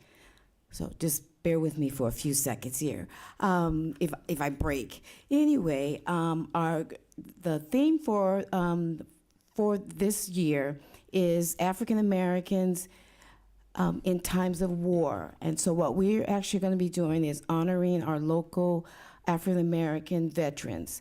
We're going to kick off our celebration of Black History Month with a jazz brunch February 3rd, Saturday, February 3rd, at the community center. And it's really exciting because our featured artist is Dawn Bishop, which she also was a former Mayflower music teacher. So she'll be returning and with her trio. Tickets are available at Simply Divine here in Monrovia. Next event that we're really excited about that because the BSU have taken charge that they're going to have their sponsor their own activity, and we're just supporting them. So they're on Friday, February 9th. There's going to be an assembly at the high school, and like I said, the Black Student Union is taking on that task. On Saturday, February 3rd, we're having something brand new, going to be talking about how to build generational wealth building. So, and just bringing families together and really just educating not only, the parents, but the kids too, knowing what their, because their wants and their needs are the same thing. I want this because I need it, So we're just gonna kind of break that down for them and assist them. And that's at the community center, and that's from 2 to 4. We don't have the movies yet, but we have movie nights at Santa Fe, which is on the 15th, and that's on a Thursday at 4 o'clock. The kids that do participate will be getting a special ticket so they can take back to their the teacher to prove that they were there, and so they be able to give a report or whatever the teacher wants them to do. Now this is really exciting because this is actually the 5th annual Arts Festival. As you know, all 5 of the elementary schools will be participating and making the different arts, and so they'll be displayed.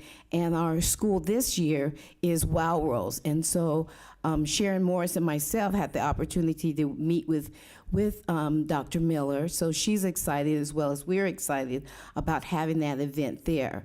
And so also from there, the art will be then traveling to the community center as well as going to City Hall. So the art will be up for display. On February 22nd is when the movie night will be at Clifton Middle School, and we'll be ending off with our luncheon, which at that time we'll be honoring our local veterans at that time. Throughout the whole month, Betty Thomas has put together a team of different people that will be coming into the different schools and readings. So that every child at the elementary school level will get a chance to hear from an African American author or a story, and so every child will be touched by that, and that's what's in the So that's what we're having. And I actually wanted to, as a representative of Monrovia Doherty Black alumni, well, thank the partnership with the school board as well as the city and MAP and actually in putting this whole program together. Thank you so much. Thank you. Okay. Thank you, Barbara, for taking part of my report. I have a couple of more items. First is that we are exploring the possibilities of installing video camera systems in all of the Monrovia schools. Indeed, during this agenda, later in the agenda, we'll be receiving a donation from a parent who's provided us with a very generous gift to install video cameras at Monrovia High School. And so we're very thankful for that, and we will be exploring additional systems. And finally, I had the privilege of attending the dance showcase at Monrovia High School with the first, this is the first endeavor of our new dance teacher there, and they did an extraordinary job. It was really well attended, and I look forward to seeing more. Thank you. Mm-hmm. Thank you, Dr. Rose. And before the recess, I understand we do have one public comment. Of course, the Board of Education encourages public participation and invites you to share. Ms. Huff, do we have public comments from items not on the agenda? Yes, but I don't see them. Board President Williams, I'd like to invite Isabella Orta and Nathan Basierto to the podium.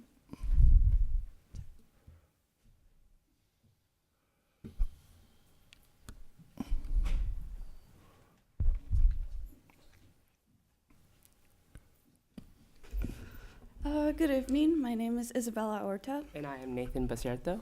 And tonight we're here on behalf of the Renaissance Foundation. We're inviting the Cabinet, the Board of Education, and the whole community of Monrovia to the All District Talent Show. It's going to be the very first one of the.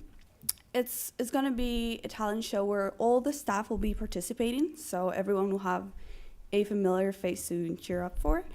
So this will take place Tuesday, January 30th on the Performing Arts Center, the Taylor Performing Arts Center at Monrovia High School, 6 o'clock, and tickets are $5. This event is sponsored by the Monrovia Renaissance Foundation, a 501c3 nonprofit organization that is committed to raising financial support for all the Renaissance programs in Monrovia Unified. 13 different acts will be taking the stage Tuesday night, representing our schools in the district. Like what Bella said, there are only $5 that can be purchased at all school sites, and right now if you'd like, and you could always buy it at the door. And I personally got to see one of the little snippets of the performances, and I can tell you now, it's great. And all the proceeds will go to Renaissance programs in the MUSD to support the celebration of academic achievement of all of our students. Thank you for our time. Thank you, Isabel and Nathan. Ms. Huss, public comments rather, for items on the open session? There are none.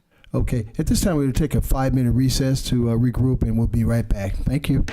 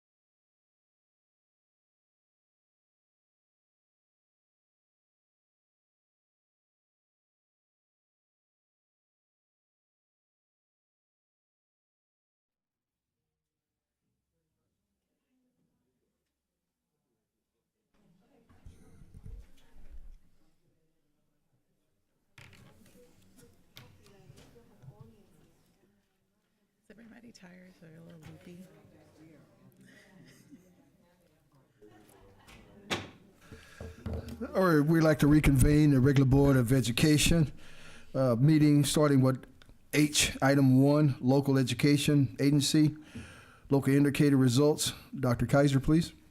President Williams, Board, I would like to share with you our newest, most public display of the achievement in our school district, the local education, the local dashboard. This is the new accountability display that the State Department is pushing out, and I'd like to explain it a little bit to you and to the public. Here we go. All right. This is called the equity report, and when you log into the dashboard, this is what you would see when you log into the equity report. And what this shows us is these colored pie shapes and these 7 areas. In these areas, these are the areas that we're being assessed in, and there's a pie shape for each of these areas, except right now chronic absenteeism and college and career. They have not finalized the metrics for those, and nor do we have 2 years of data yet. These pie shapes are judged by student groups, and you can see in the column over where it says total student groups, that shows how many student groups are contributing to each one of those. So for suspension rate, there are 11 student groups that are being judged. And of those 11, we have 7 groups that are in the orange and red.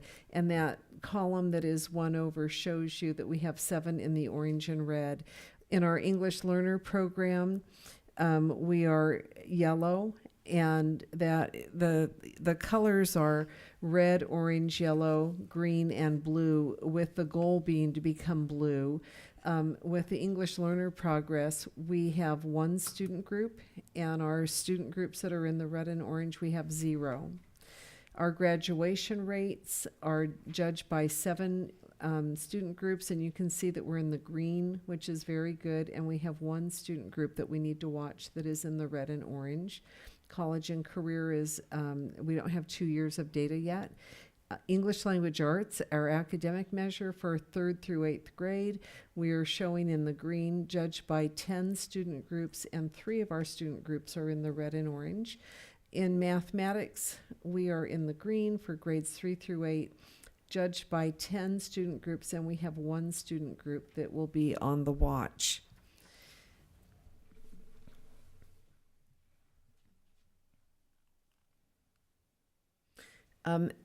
Though these colors are developed, given 2 different features for each color, status and change.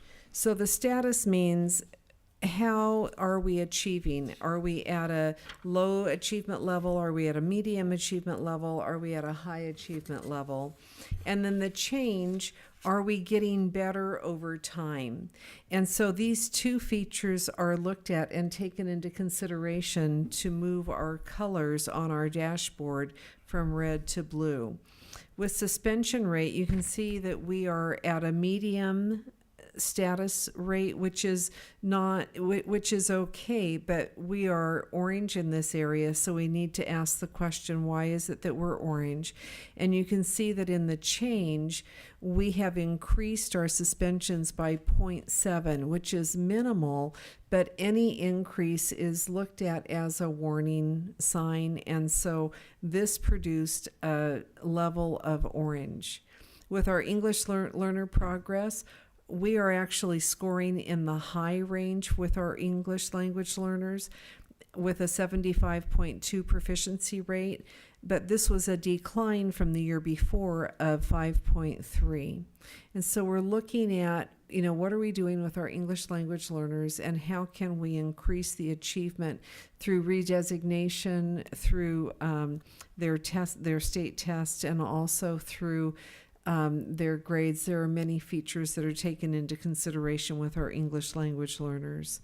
In our graduation rate, grades 9 through 12, we are showing green. We're high. and we increased by 3.2. So we're headed toward the blue in that area. Our English language arts, grades 3 through 8, we're green, we're high. And you can see it says 10.7 points above level 3. Level 3 is a number that is designated by the state, and then if we're above that, they consider that to be high. And we increased 8.8 percentage points. In math, grades 3 through 8, we're green, and we're showing medium, and we are 20.8 points below level 3. Level 3 is sort of the medium, and yet we increased 8.9 points. And so in the areas of English and math, we're doing very well. We still have growth to make, and so we are constantly disaggregating this data by school, by student group, by grade level, and reporting that data back to the administrators and the teachers so that we know who the students are that we need to pay special attention to and who the students are that we need to move to the next level. And also including those high achieving students, who are they and what are their needs and what do we need to do to maintain their high achievement. Our next report is the student group report. And so who are these students that make up the student groups? This report shows all students, English language learners, foster youth, homeless, socially disadvantaged, students with disabilities, African American, American Indian, and Asian. And then you can see the array across of how each one of these student groups is doing. These reports we can drill down from the district to the school to the classroom so that we know what those subgroups are doing across the grade levels, across the schools, again knowing where to target resources and where we need to improve our instruction with our students. This is our public dashboard. Any questions? Questions or comments, board? Thank you, Dr. Kaiser. H2, 2016-17 audit report. Ms. Wu? Good evening, board and superintendent, staff. The district independent auditor, Mousely and Hassan, finished their financial audit for the 16-17 school year, and they issued a report. During the audit,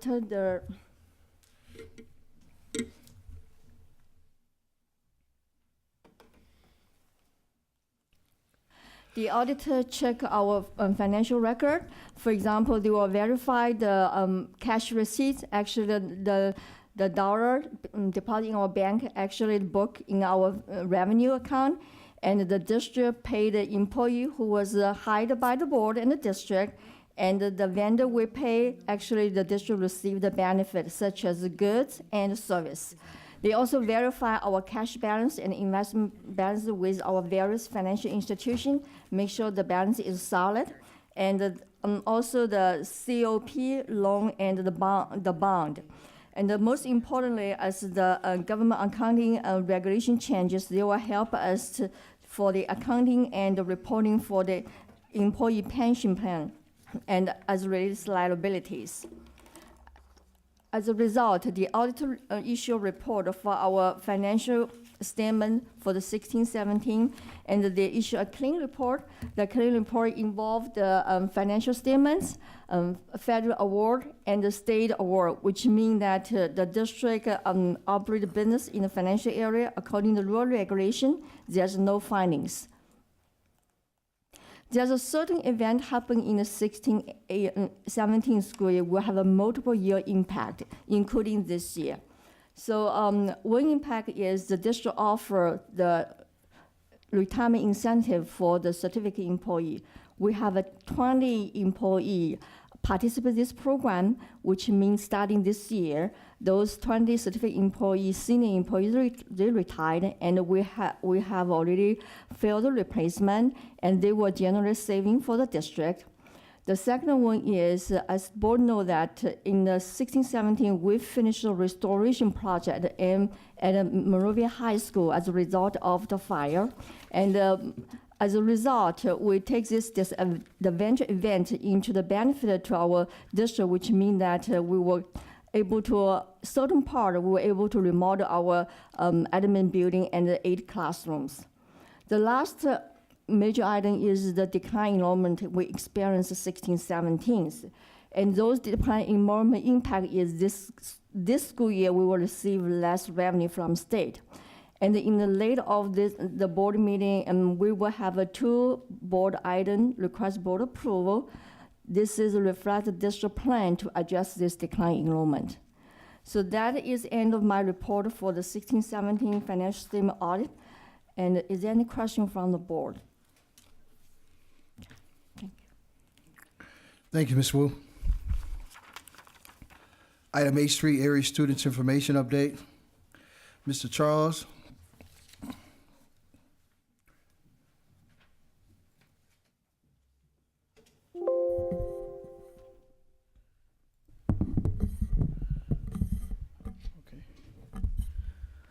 Good evening, President Williams, board members, cabinet, members of the audience. Earlier in the school year, September, the district launched the Aries Parent Portal.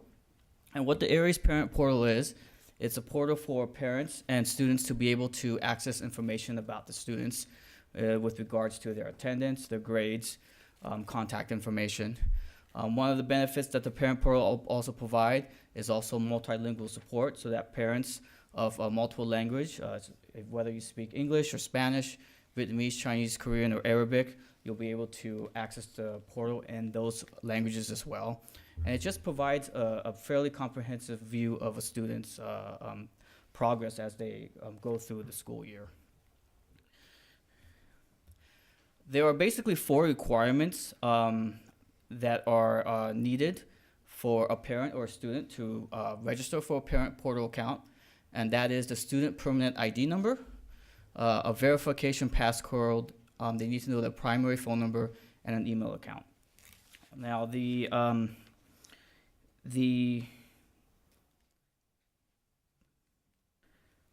passcode is basically sent out by the school sites in a letter that looks similar to this letter here. And what you'll see is basically instructions on how to access the district parent portal account.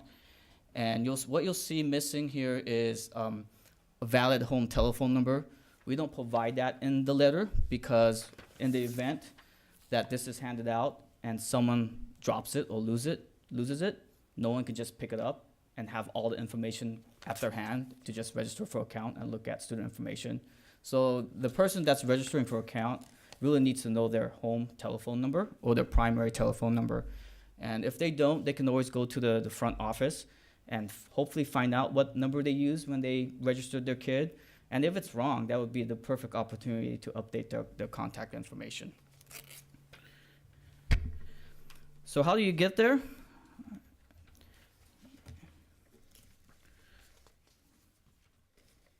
The web address is mymonroviaschools.net.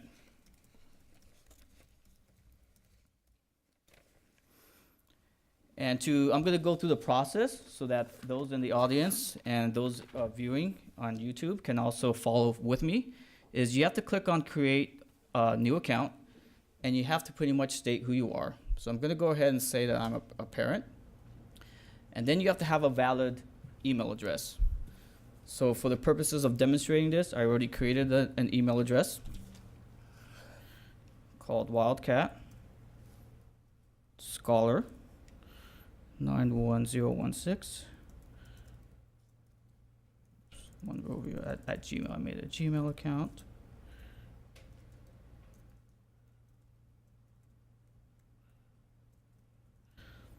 And then type the password you want to use. I'm just going to use let me in. Click next. Oops. Scholar. What did I spell wrong? Oh, go. Okay.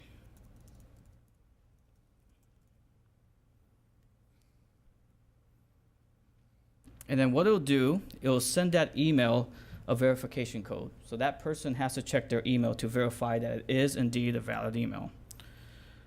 So I'm going to go ahead and do that right now. Go gmail.com. Wildcat.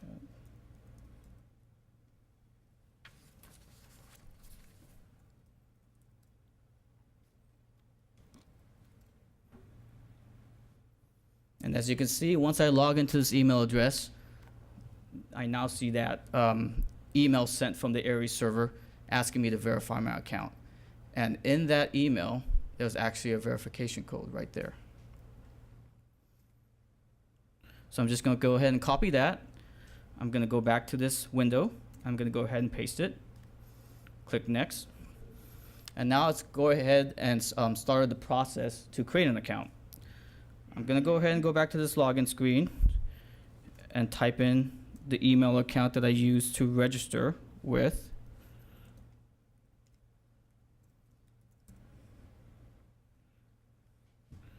Password, let me in.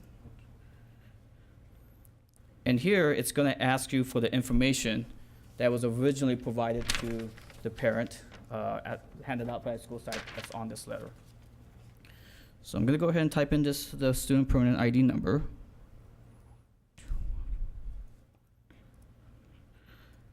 And I use the district's telephone number for this demonstration purposes, so please don't call this phone number.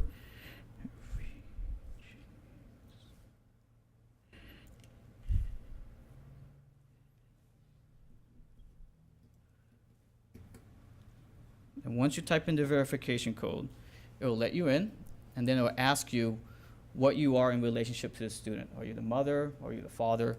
In this case, I'm going to say I'm the mother because for test purposes, that's the only account we created.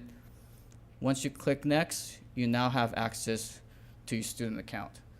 Now, for demonstration purposes, this student is a fake student, so you won't see any attendance information or grade information.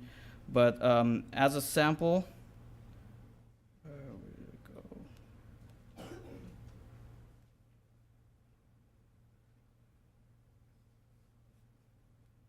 I don't have a sample for you.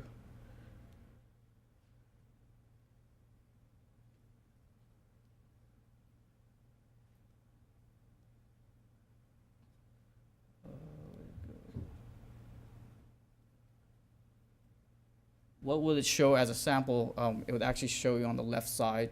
It will basically give you fields to be able to select attendance, contacts, demographics, and student overview. With this, once you've created a student parent portal account, to be honest, it doesn't look that friendly on a mobile device, such as an iPhone, an iPad, or an Android device.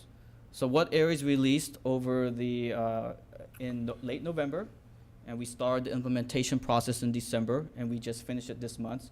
This month is the Aries mobile app.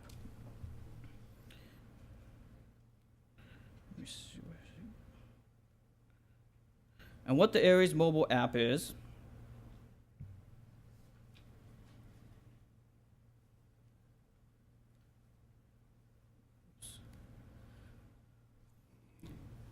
it's also for parents and students to use to access grades, attendance, contact, demographics information, and it puts it in a mobile-friendly format. You can use it to access all your students in one location. Some of the other devices, you actually have to have separate accounts for every student. With Aries, you only need to have one account, and you can look at all your students' progress. Once you download the app and log in, this is basically what you see in separate tabs. You can see the summary of your students' progress. You can also see their attendance. And if you look at the attendance summary, pay attention to the red, because what the red means is that something happened. And when you actually click on the red, it will tell you student was not there, or student was tardy or late. It also allows you to look at the contact information, what's in the profile. Did you have your father, stepmother, or any other person, babysitter, that's listed as a contact? And also allows you to look at the contact information so that you can verify whether or not it's correct or not. And if it's not, I encourage all parents to just go back to the school and please update your contact information. I'm just going to do a quick demonstration of just how to download it on your iPhone. Let me get my iPhone.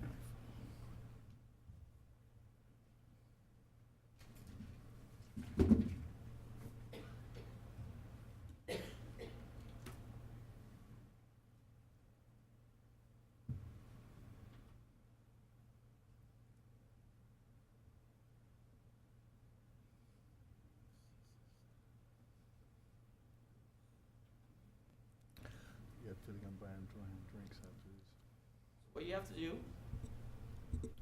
is you have to go to the App Store,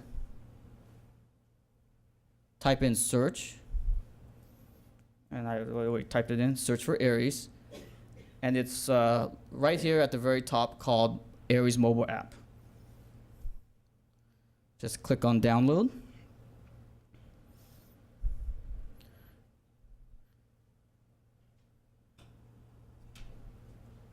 And you'll see it's pretty quick because we have brand new Wi-Fi here in the boardroom.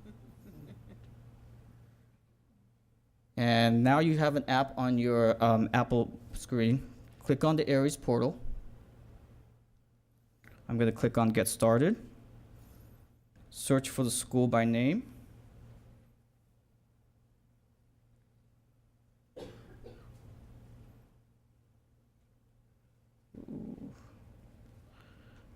I think we created a test school account, and I'm not sure if it's in here. I'm going to try it here. Choose this. I'm going to choose Monrovia High School.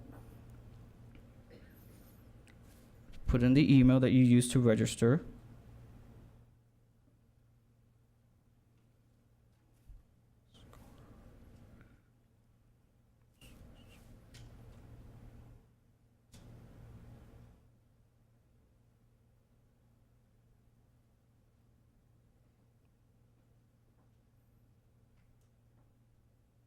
And it should let you in, but to be honest, I'm not sure if it will.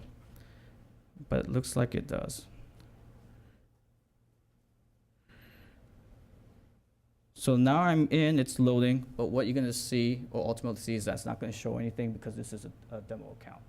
But should it be a real account, on the left side, you'll see options to be able to, drop-down menus to click on demographics, contacts, grades, and summary as well.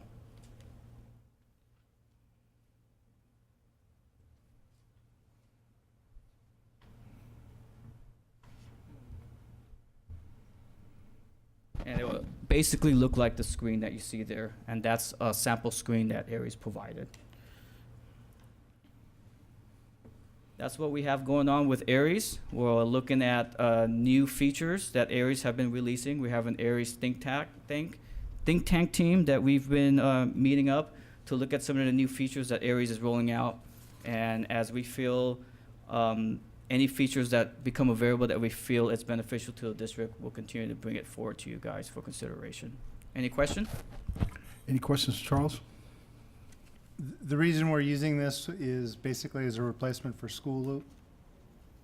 Yes, for the Aries parent portal, it's pretty much a replacement for School Loop. It does allows you to view a lot of the information, not all, but a lot of the information that School Loop did provide.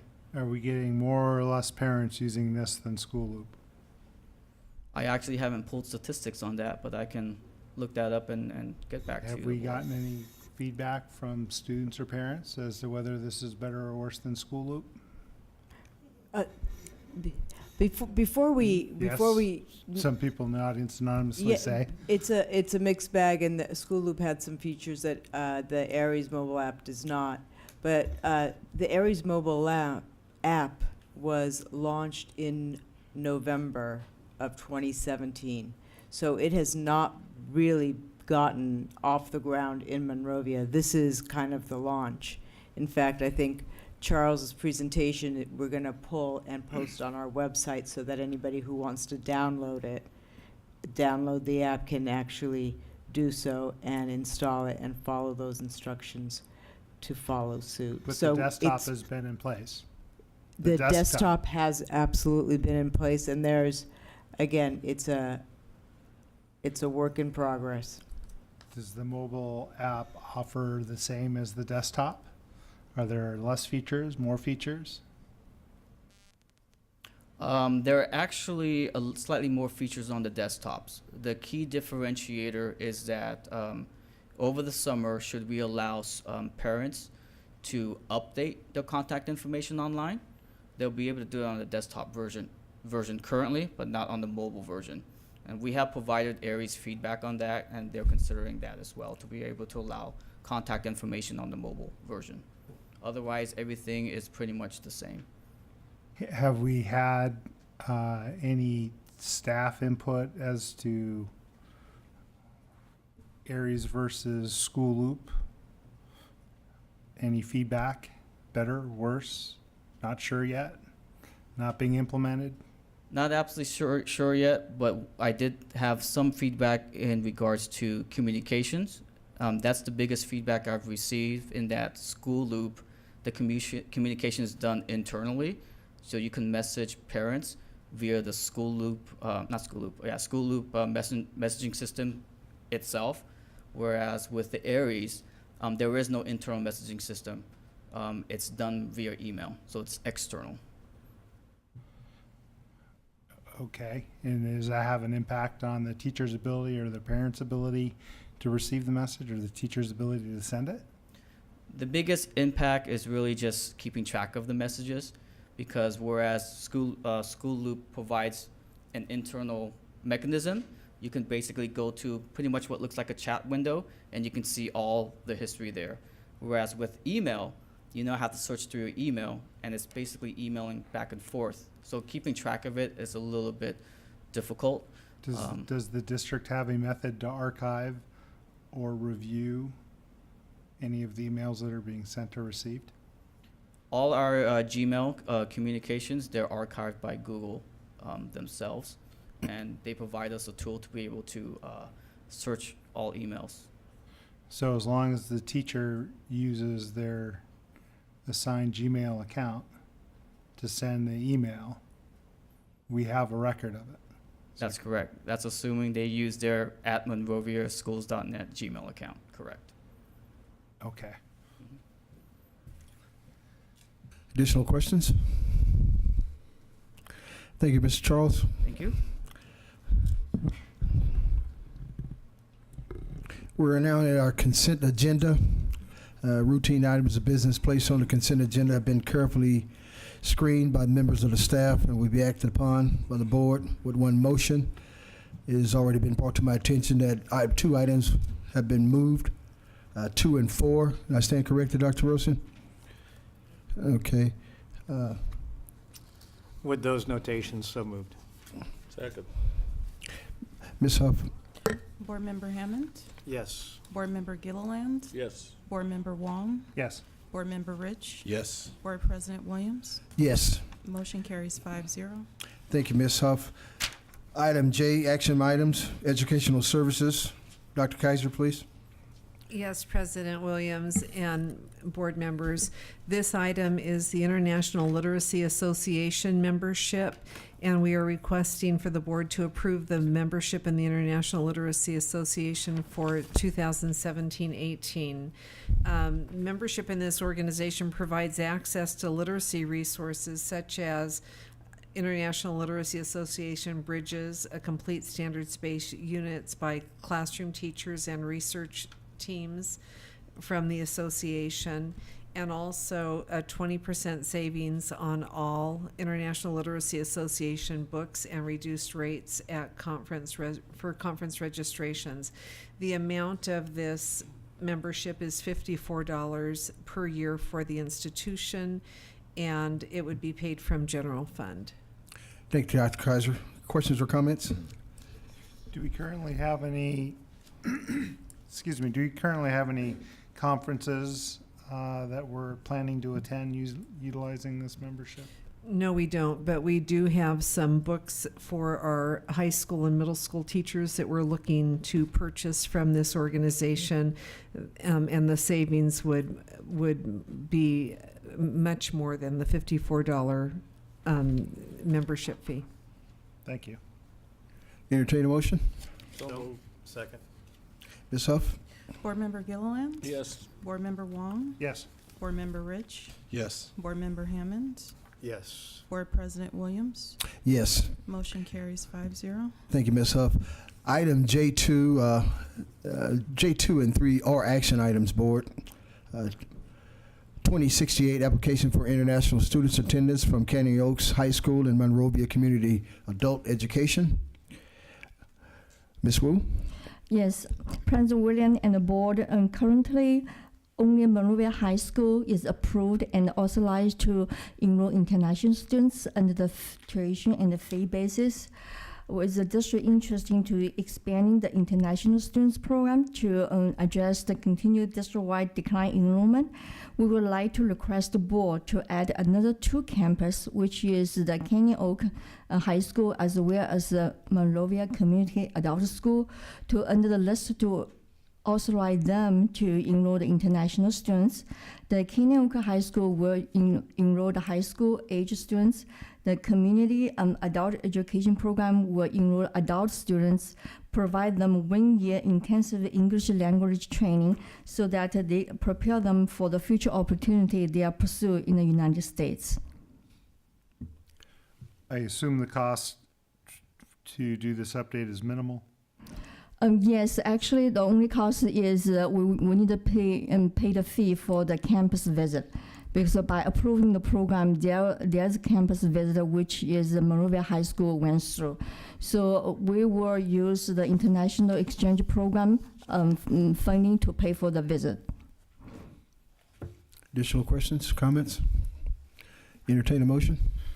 I move to authorize the district to update Form I-17 petition for approval of school attendance by non-immigrant students by adding Canyon Oaks High School and Monrovia Community Adult School.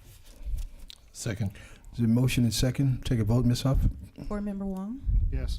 Board Member Rich, Yes. Board Member Hammond, Yes. Board Member Gilliland, Yes. Board President Williams.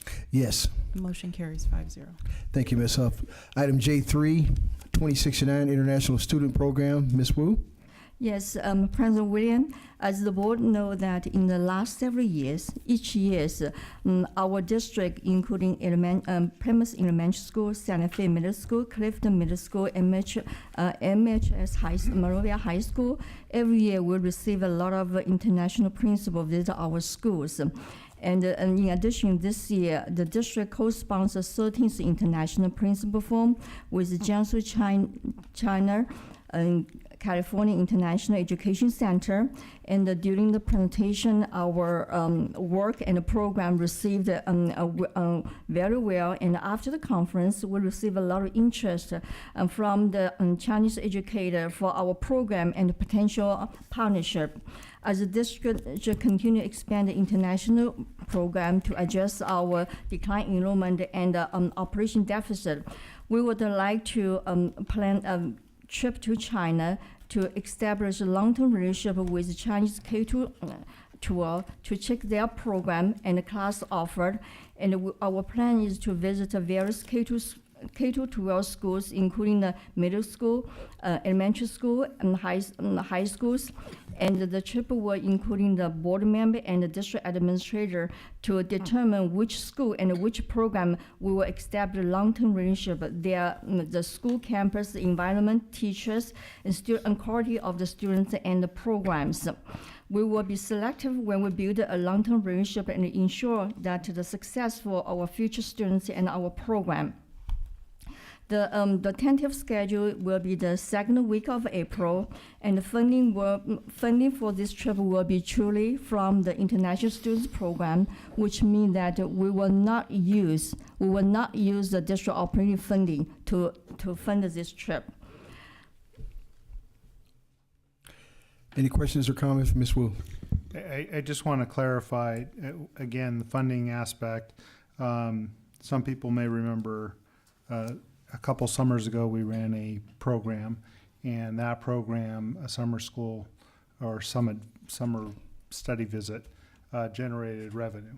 That's so correct. that revenue is what you're referring to, that's been unused at this point in time. And approximately how much do we have in that particular fund? Yeah, the program has around $47,000 balance.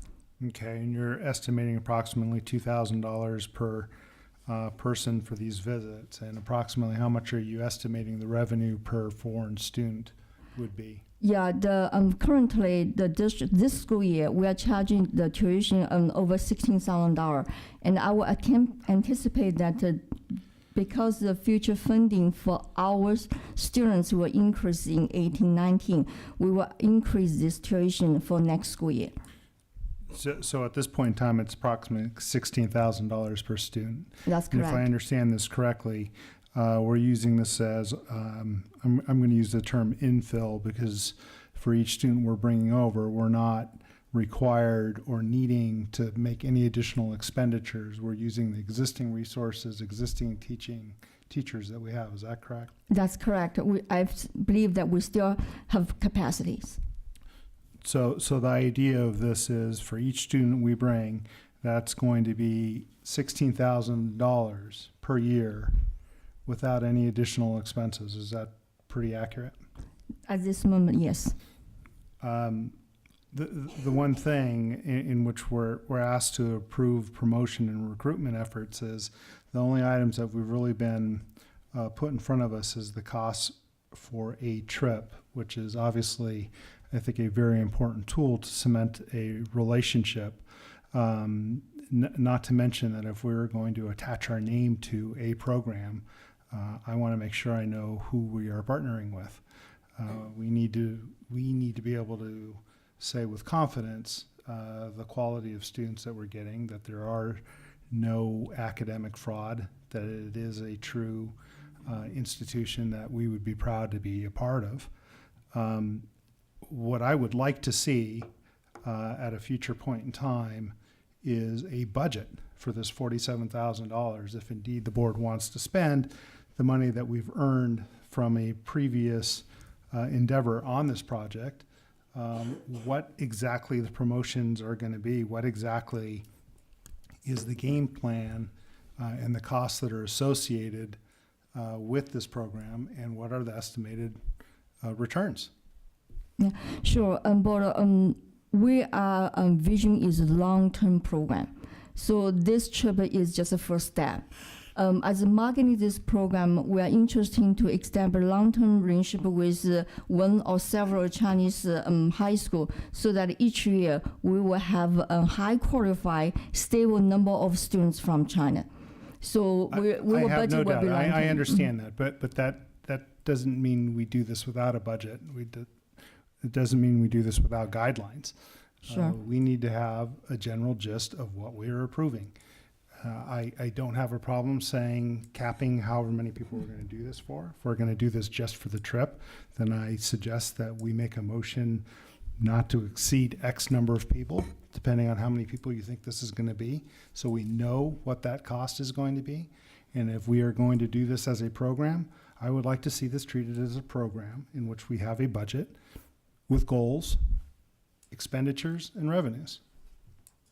So at this point in time, I would suggest, since there's really not a motion here, that the motion be to approve travel for how many people are we anticipating are going to go. And then at a later point in time, we set a budget for our remaining expenses. Sure.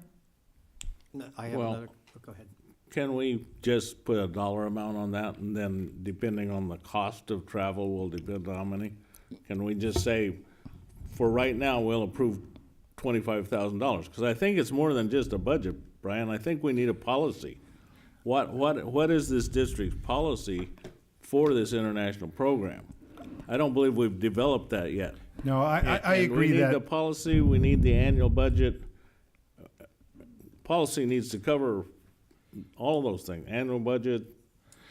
I agree. My safeguards, how we're concern gonna was run that if the trip is being planned tentatively for the second week in April,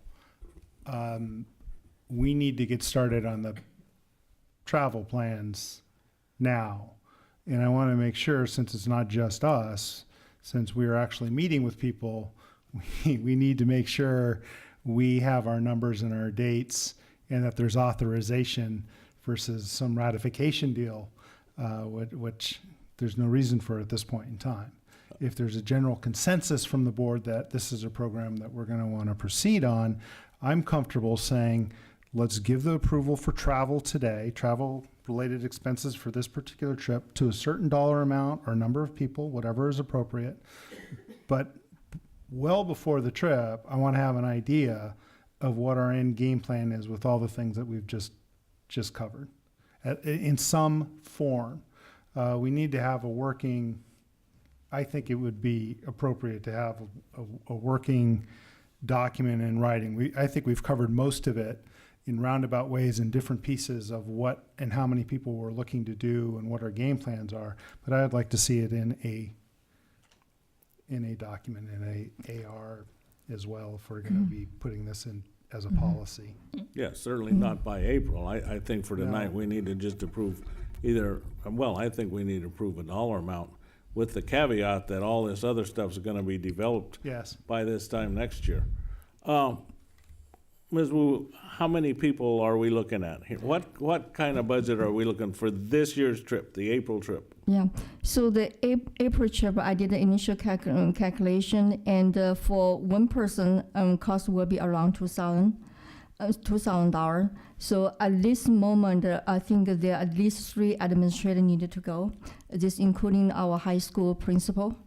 And since this trip will meet some of the school district officials and some of the government officials, so there will be board members join the trips. So my proposal would be that we cap it at $10,000.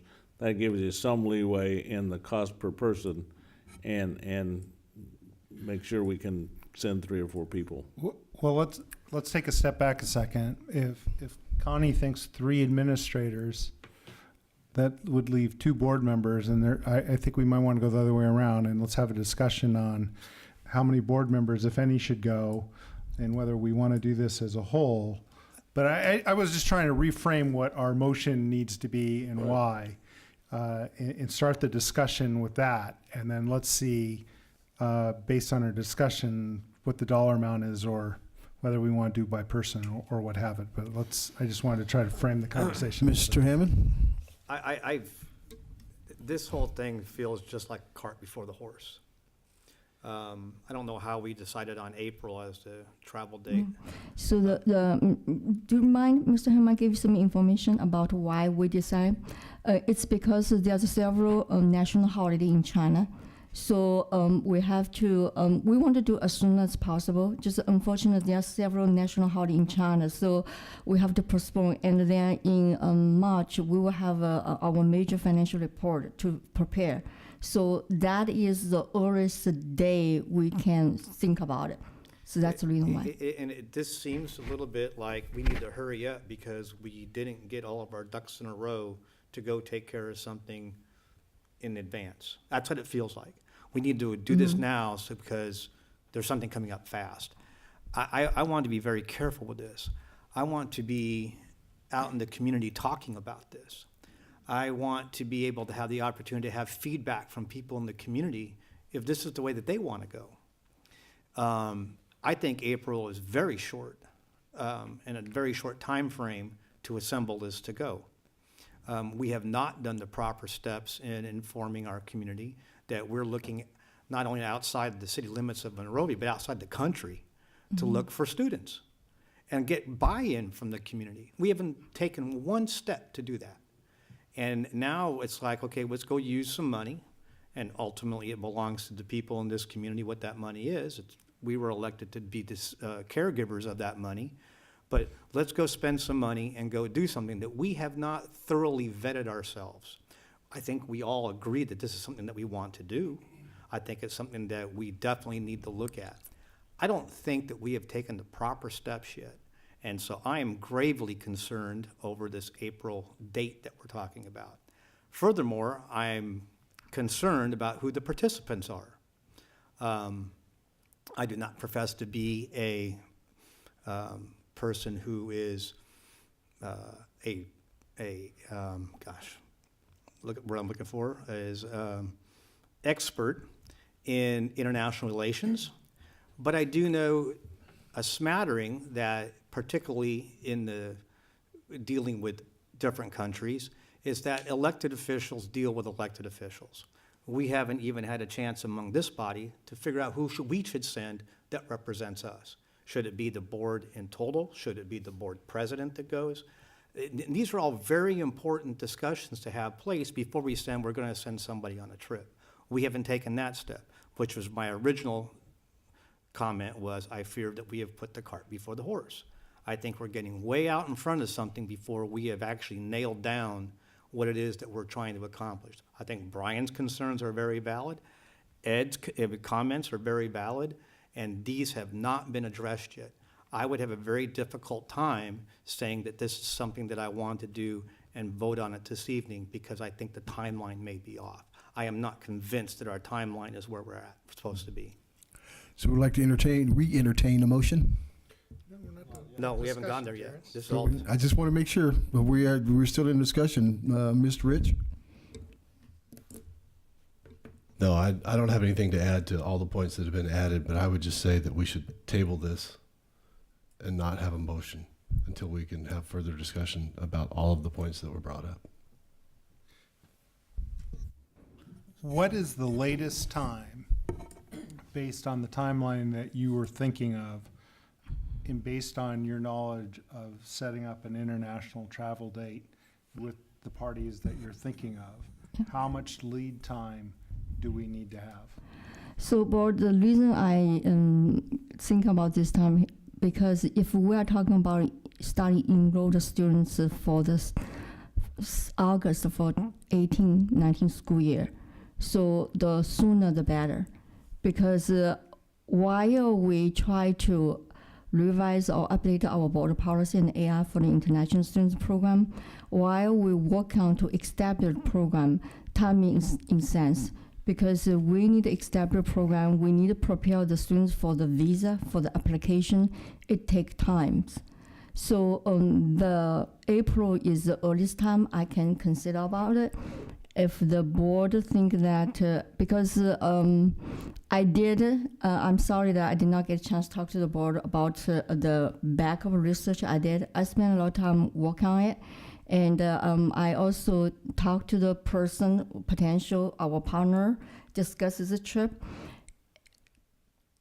The timing wise, the sooner the better. If the board need extra time to discuss, and I will definitely work on it and talk to you. The other things is our partner in China, they need a plan. They cannot come up with a plan, work with us until they talk to us, meet us. All right, let me rephrase the question. To pick a date, any date, and you work backwards from that point, how much time does that take? Meaning that if you did it in reverse and said we want to leave today, when is the soonest that we would be able to land, meet all the people we need to meet, and have the most appropriate pricing for all of our expenses?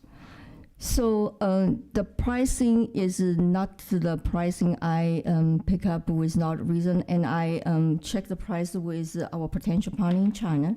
That's the pricing they gave to me, and I did my research also. I think one person for $2,000 for the 1 week, for the hotel, for the air flight, $2,000 is reasonable. Okay, so that's the pricing. And with how many days notice before purchase? You mean the online purchasing? I think. However you're doing it, I don't care if you know that will be very soon, because if we talk about now, meaning 1 week advance notice. January advance notice. It's a pricing. If we want to book online ticket a week before, then it's very expensive. I understand that. That's why I'm asking you the question. Based on these prices, how many days of advance purchase notice do you have to have? The pricing is based on we made a decision on today. The board approved the plan, and we're going to book the tickets in the next. So the prices from now, this is an estimate. The shorter the window, the higher the price. The idea of that window in April, the second week of April, was really just to try and see if we can get a program off the ground. It was not based on anybody's interest or convenience. It was more based upon what would work to enroll some students. I'm trying to next determine year. whether this has to be a decision that's made today in order to meet the timeline that's already been discussed, or is this something that we can put off till another meeting, or 2 meetings, or however many meetings can it be to still meet the existing guidelines or the existing deadlines that have already been discussed with the possible partners in China? And I don't think anybody here can guarantee that the price of $2,000. I'm not asking for a guarantee. Yeah. I'm asking for how this was planned.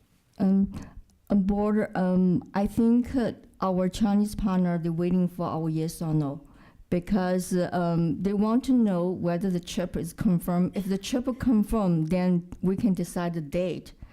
But because they are anxious to starting the discussion with us to try to create a program together.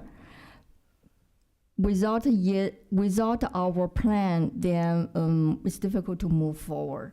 The date of trip can be discussed, but we need to know whether our district, whether board's plan for whether the board give the district authorization to say yes, we're interested to create this partnership and relationship with China and expand the district Monrovia Unified School District International Students Program, and the trip can be decided in the future days.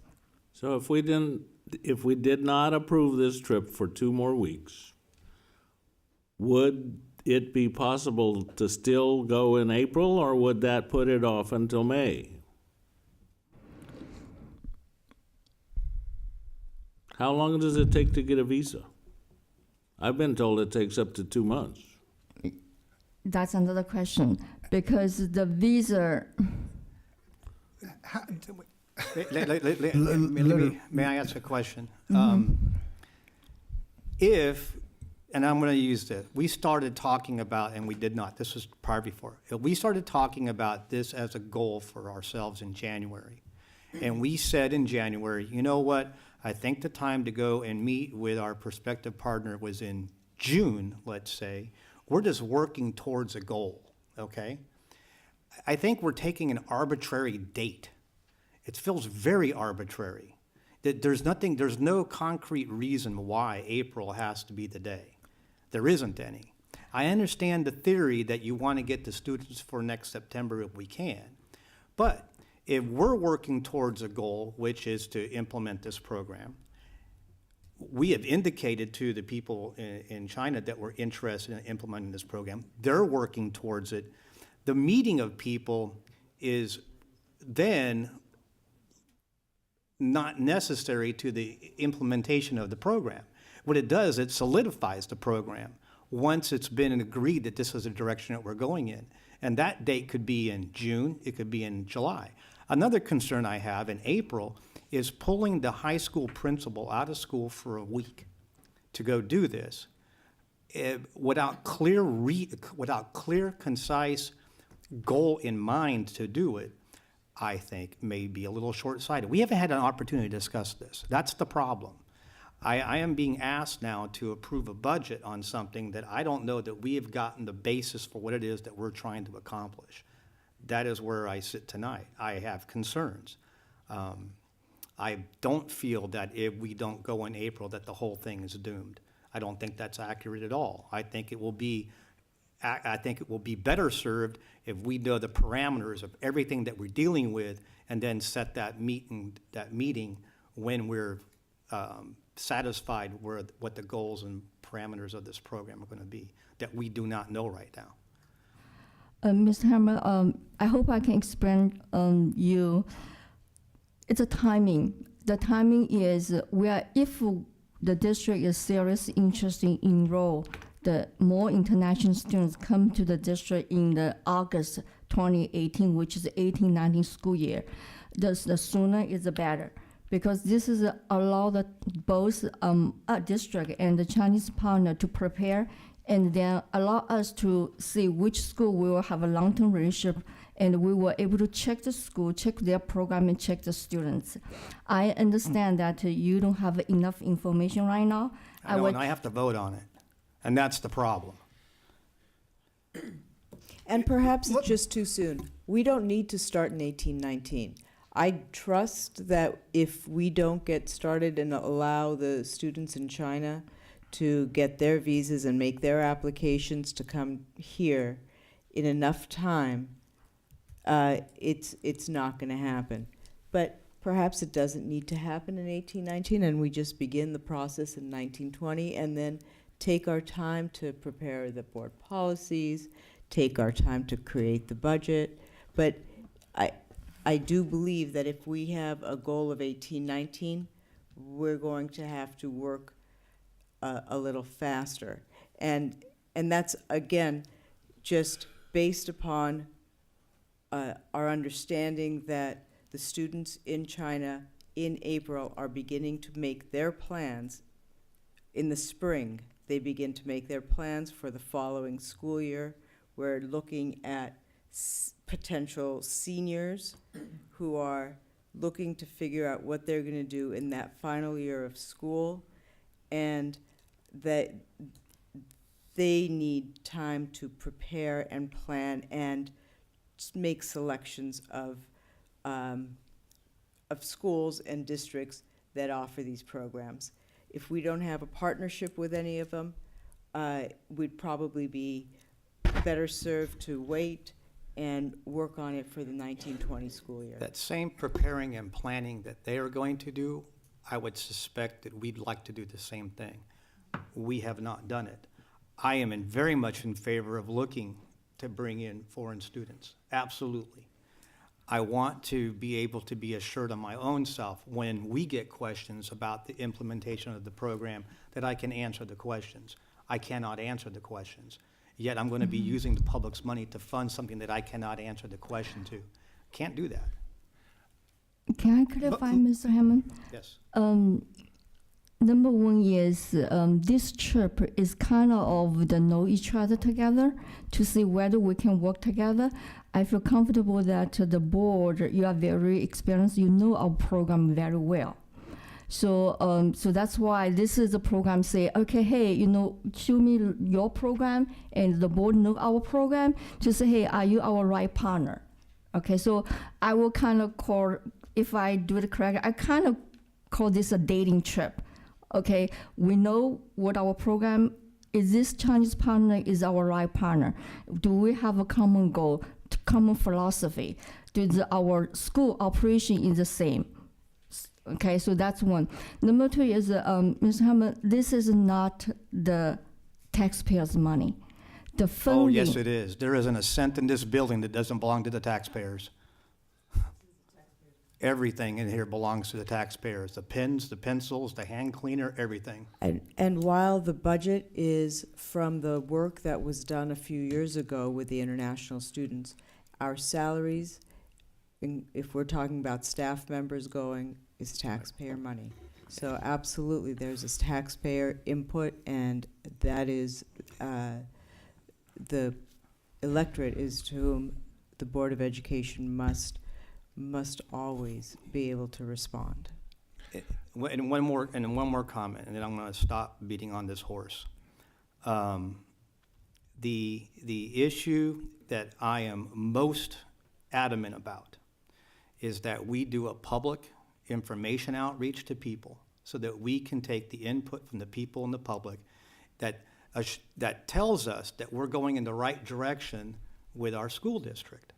We have done admirable work on many programs here that are very successful, early college just being one of them.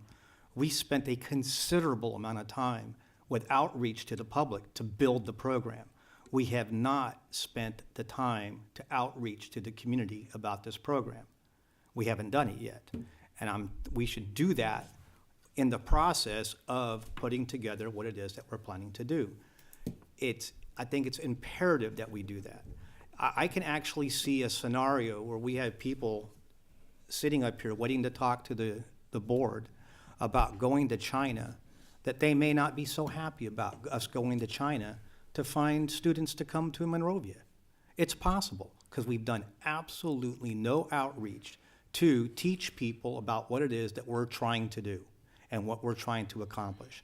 I can guarantee you, as a board member, if I don't understand it, I will guarantee you there's members of the public who do not understand it as well. And it makes it very difficult to do the job. And I'd like to put all that to rest while we're going in the future. I think it's a great idea. I am not prepared right now, is what I'm saying. There's a couple things that I think we need just to make sure that we've got all this in context. We have programs, international programs.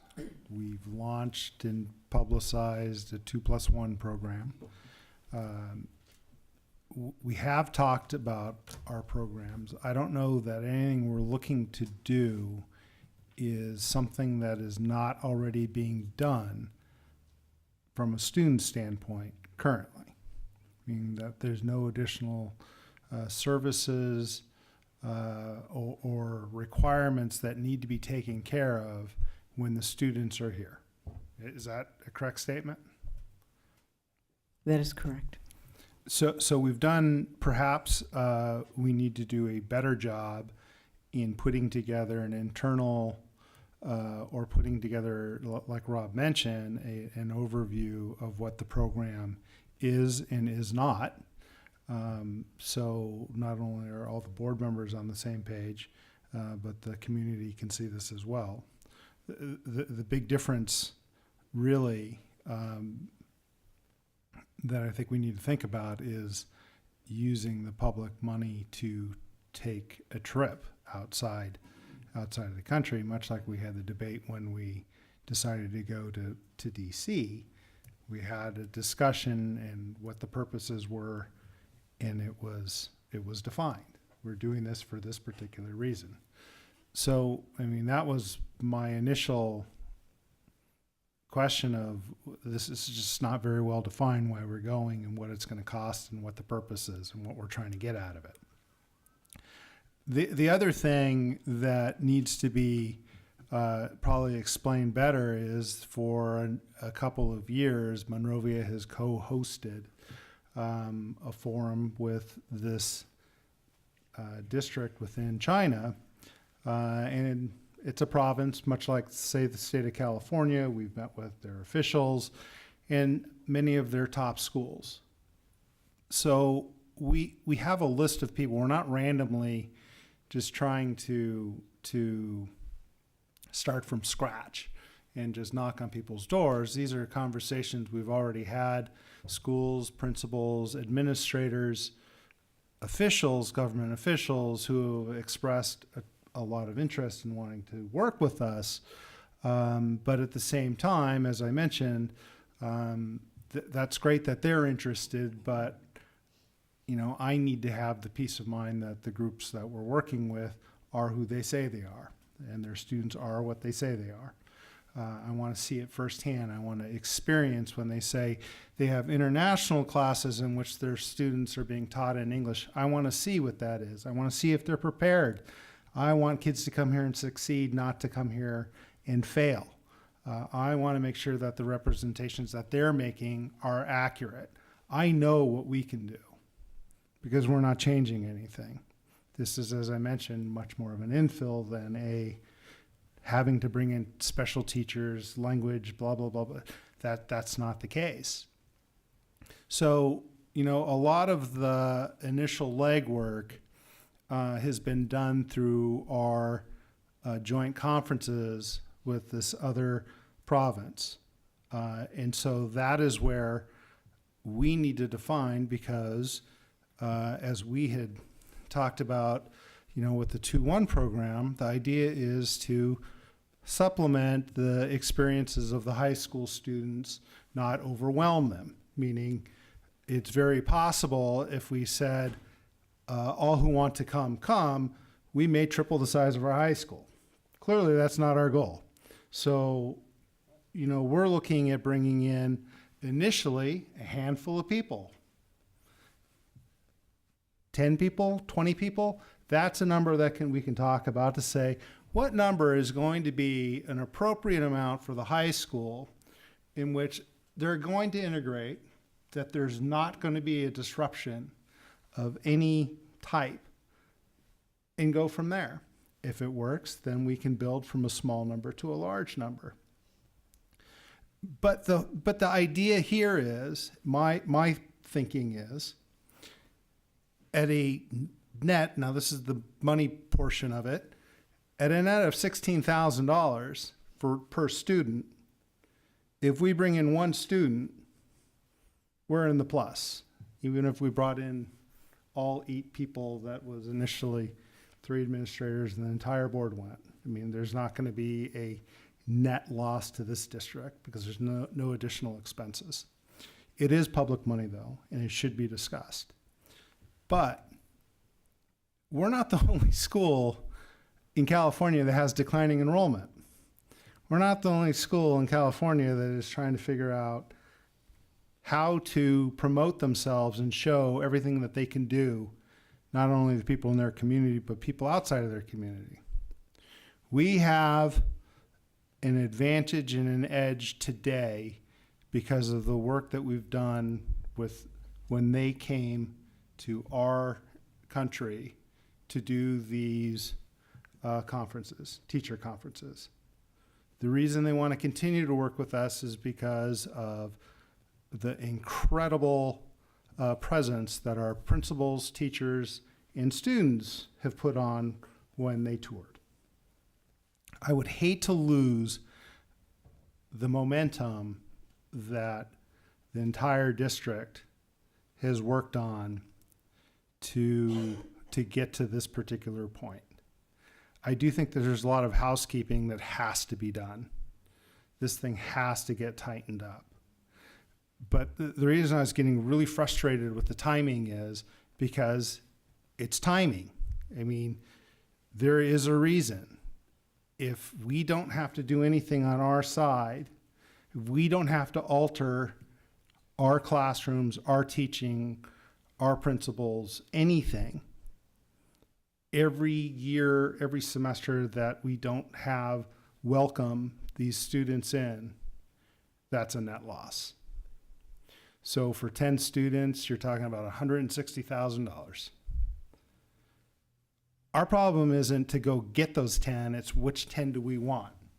We don't have the problem based on the relationships that we have to say we're really gonna have to, it's my personal feeling, of course, that we're gonna have to fight to say we really need to sign you guys up.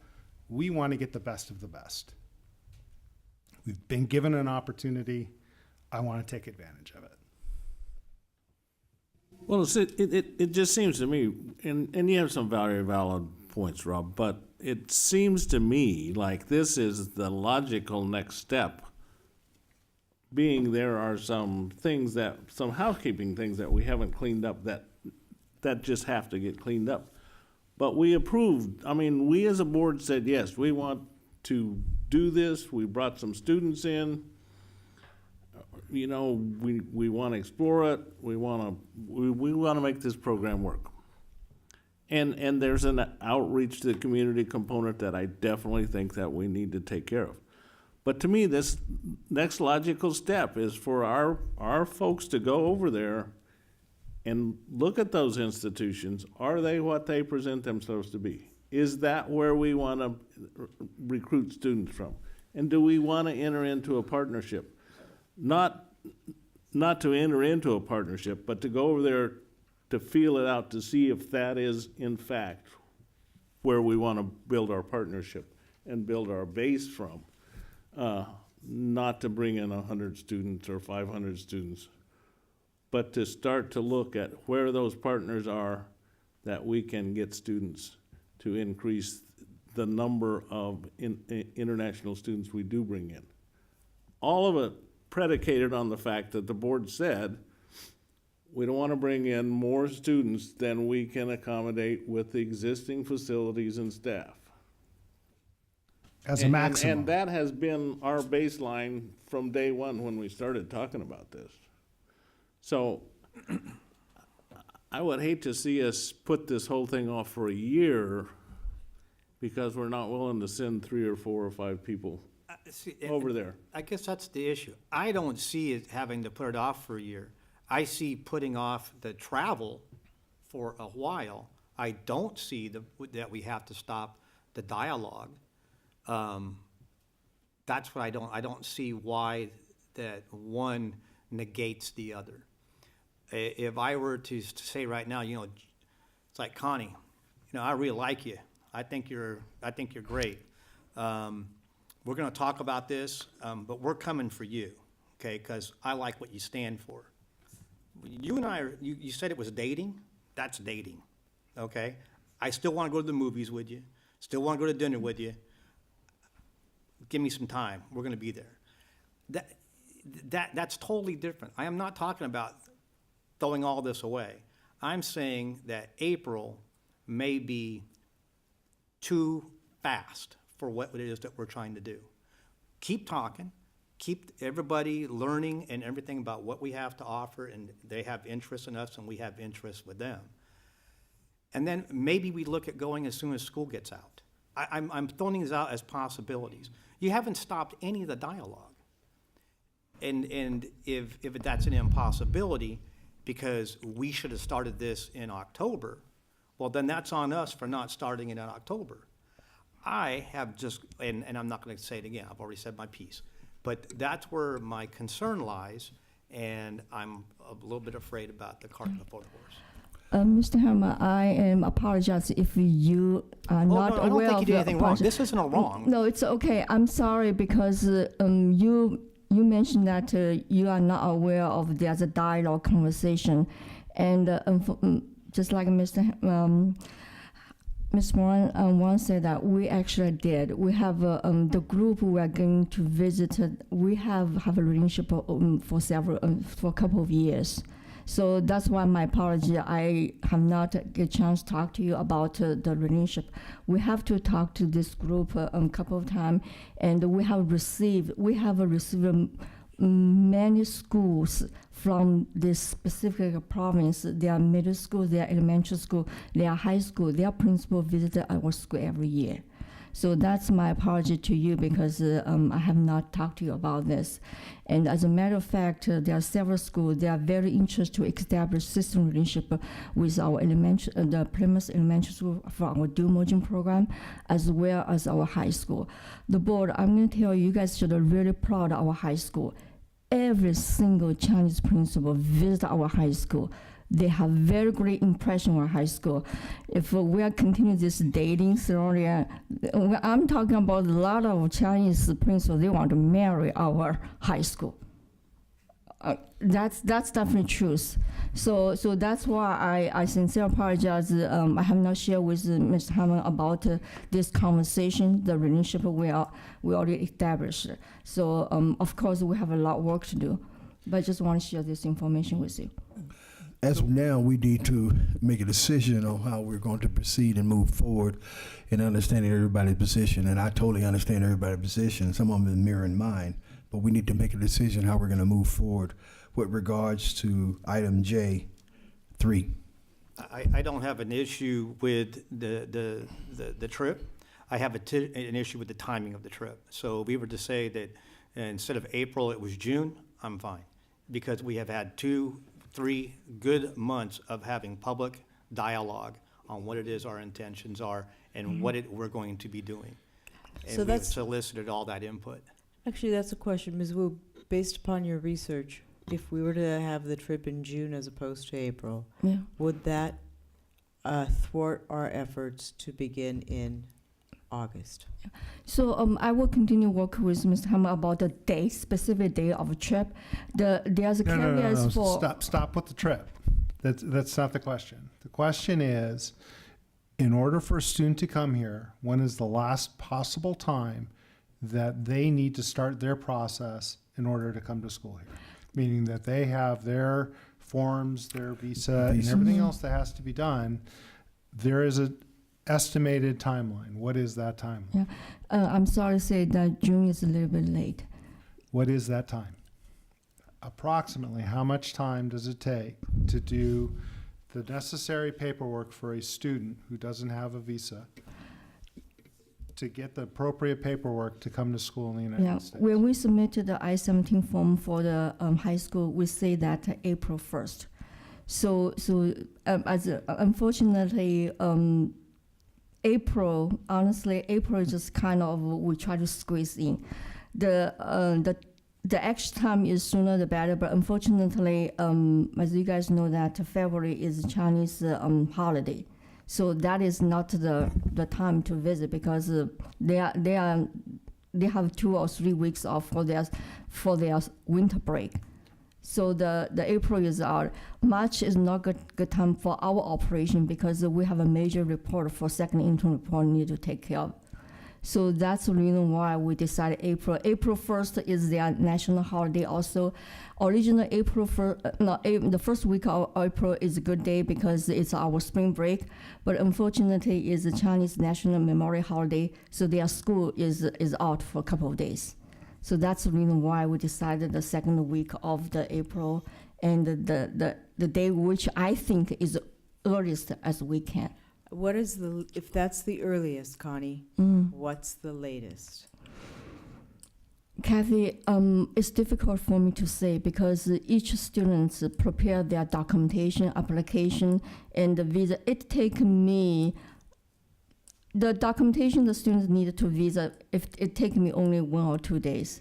But it takes them a lot of time to get their documentation submitted to us, and it takes several couple weeks to apply the visa in China.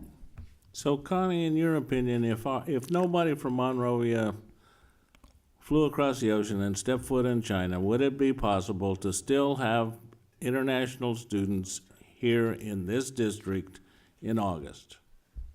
I mean, is there something magical about our people going over there? Are we going to go over there and select students? I mean, I think I know the back story is that we want to check out the institutions and make sure. But did we do that before we brought the other students over? If we do not have a trip, we will have kids, but we don't know how many. The reason for this trip is not only for the next school year. We are going to establish the high qualified international students pool. So that's the whole reason of this trip. We're going to have an arrangement with one school where this school will generate internationals on an annual basis to a district. So which means that we will have a stable students resource every year in the future. So for the long term, though, that's correct. We can go in June or that's August correct. or next December. Yeah, and this is just the first trip. There will be, if the program will running well, if we can establish long-term relationship, I will foresee there will be more trips. Here's what I'm trying to figure out. All I'm trying to figure out is if this board votes tonight not to send people in April, does that kill the international program for 2018-19? They will not kill, but there was some impact. There will be less students, but we'll still have them. And we'll still maintain our momentum with those partners we've been talking to in China. Or not? Quit dating us for. I'm They're not going to stop dating us all of a sudden after they want to marry our high school because we don't go someplace in April. Yes, you're right, but it will delay. It will delay the process, definitely, and it will delay the process. There may be impact our next year's enrollment. But we will have an enrollment and we will have a program. I don't get that. I think that's the question. I'm not sure. I think that the trip was to cement that we actually do have a program and a cohort by establishing those conversations and relationships. And by not doing so, we would have what we have currently, which is kind of an ad hoc students coming. Why can't we not go with the knowledge that we're trying to implement the program with the poison pill of we will be taking a trip in June. I'm just picking a date. It's kind of like the April thing was picked. We'll be there in June, and barring any unforeseen circumstances, we're moving forward. What's wrong with that? The issue at hand is how quickly this came up, how little outreach we have done. That's the issue. And the only thing that's gonna solve the issue for me is our time here, taking this out into the public to fully vet it. I'm not saying stop the dialogue with these folks at all. Absolutely, no, keep going. With the poison pill, that we could even take that motion tonight, that we'll be there in June to come and talk, everything. Keep your students moving forward. But if we get there and find out that they're academically not sound, then this is a dead deal. What's wrong with that? It happens all the time in business. Yeah, And that's what this is. Yeah. This is a business trip. That's right. This is an enterprise fund. That's right. 100%. Exactly. And this happens all the time. You know what? I agree to this in principle and theory. And you hold your poison pill. And that poison pill is, if it's not what we said it was going to be and everything that we dreamt it was going to be, deal's off. The only impact in June is it will impact our program for 18-19 because at that time, a lot of high qualified students will be already selected by the schools. But that's what the presupposition that we're not going to have a program. Oh no, we're doing this thing. We want to do this thing. Mm-hmm. Everybody keep moving forward. We'll be there, wherever the representatives are that we agree to send. We'll be there in June to meet and greet and lay hands and eyeballs on everybody. You betcha. If at that meeting we find that this isn't what we want, then our deal is off. That's the issue. We keep moving like we're going to go in 18-19. Absolutely. Get your paperwork going, because if everybody's got the bona fides, excuse me for using slang, but if everybody's got the bona fides once we get there, good to go. I'm saying we have not done what we need to do to our community so that we can answer the questions from our community. If a person from the community came to you right this minute and say, hey, Rob, tell me about this and what's going to happen, I can't answer the question. So why can I approve money to do that? Shouldn't do that. Yeah, I understand. The only thing, my responsibility to share with you what is the side effect of June trip. Number one is cost of trip will going to increase because of summer. The second of all, the most good students who is planning to go to United States, they already be picked up by the school because by the June, those kids plan to come to the state for their senior year. At that time, they already have yeah.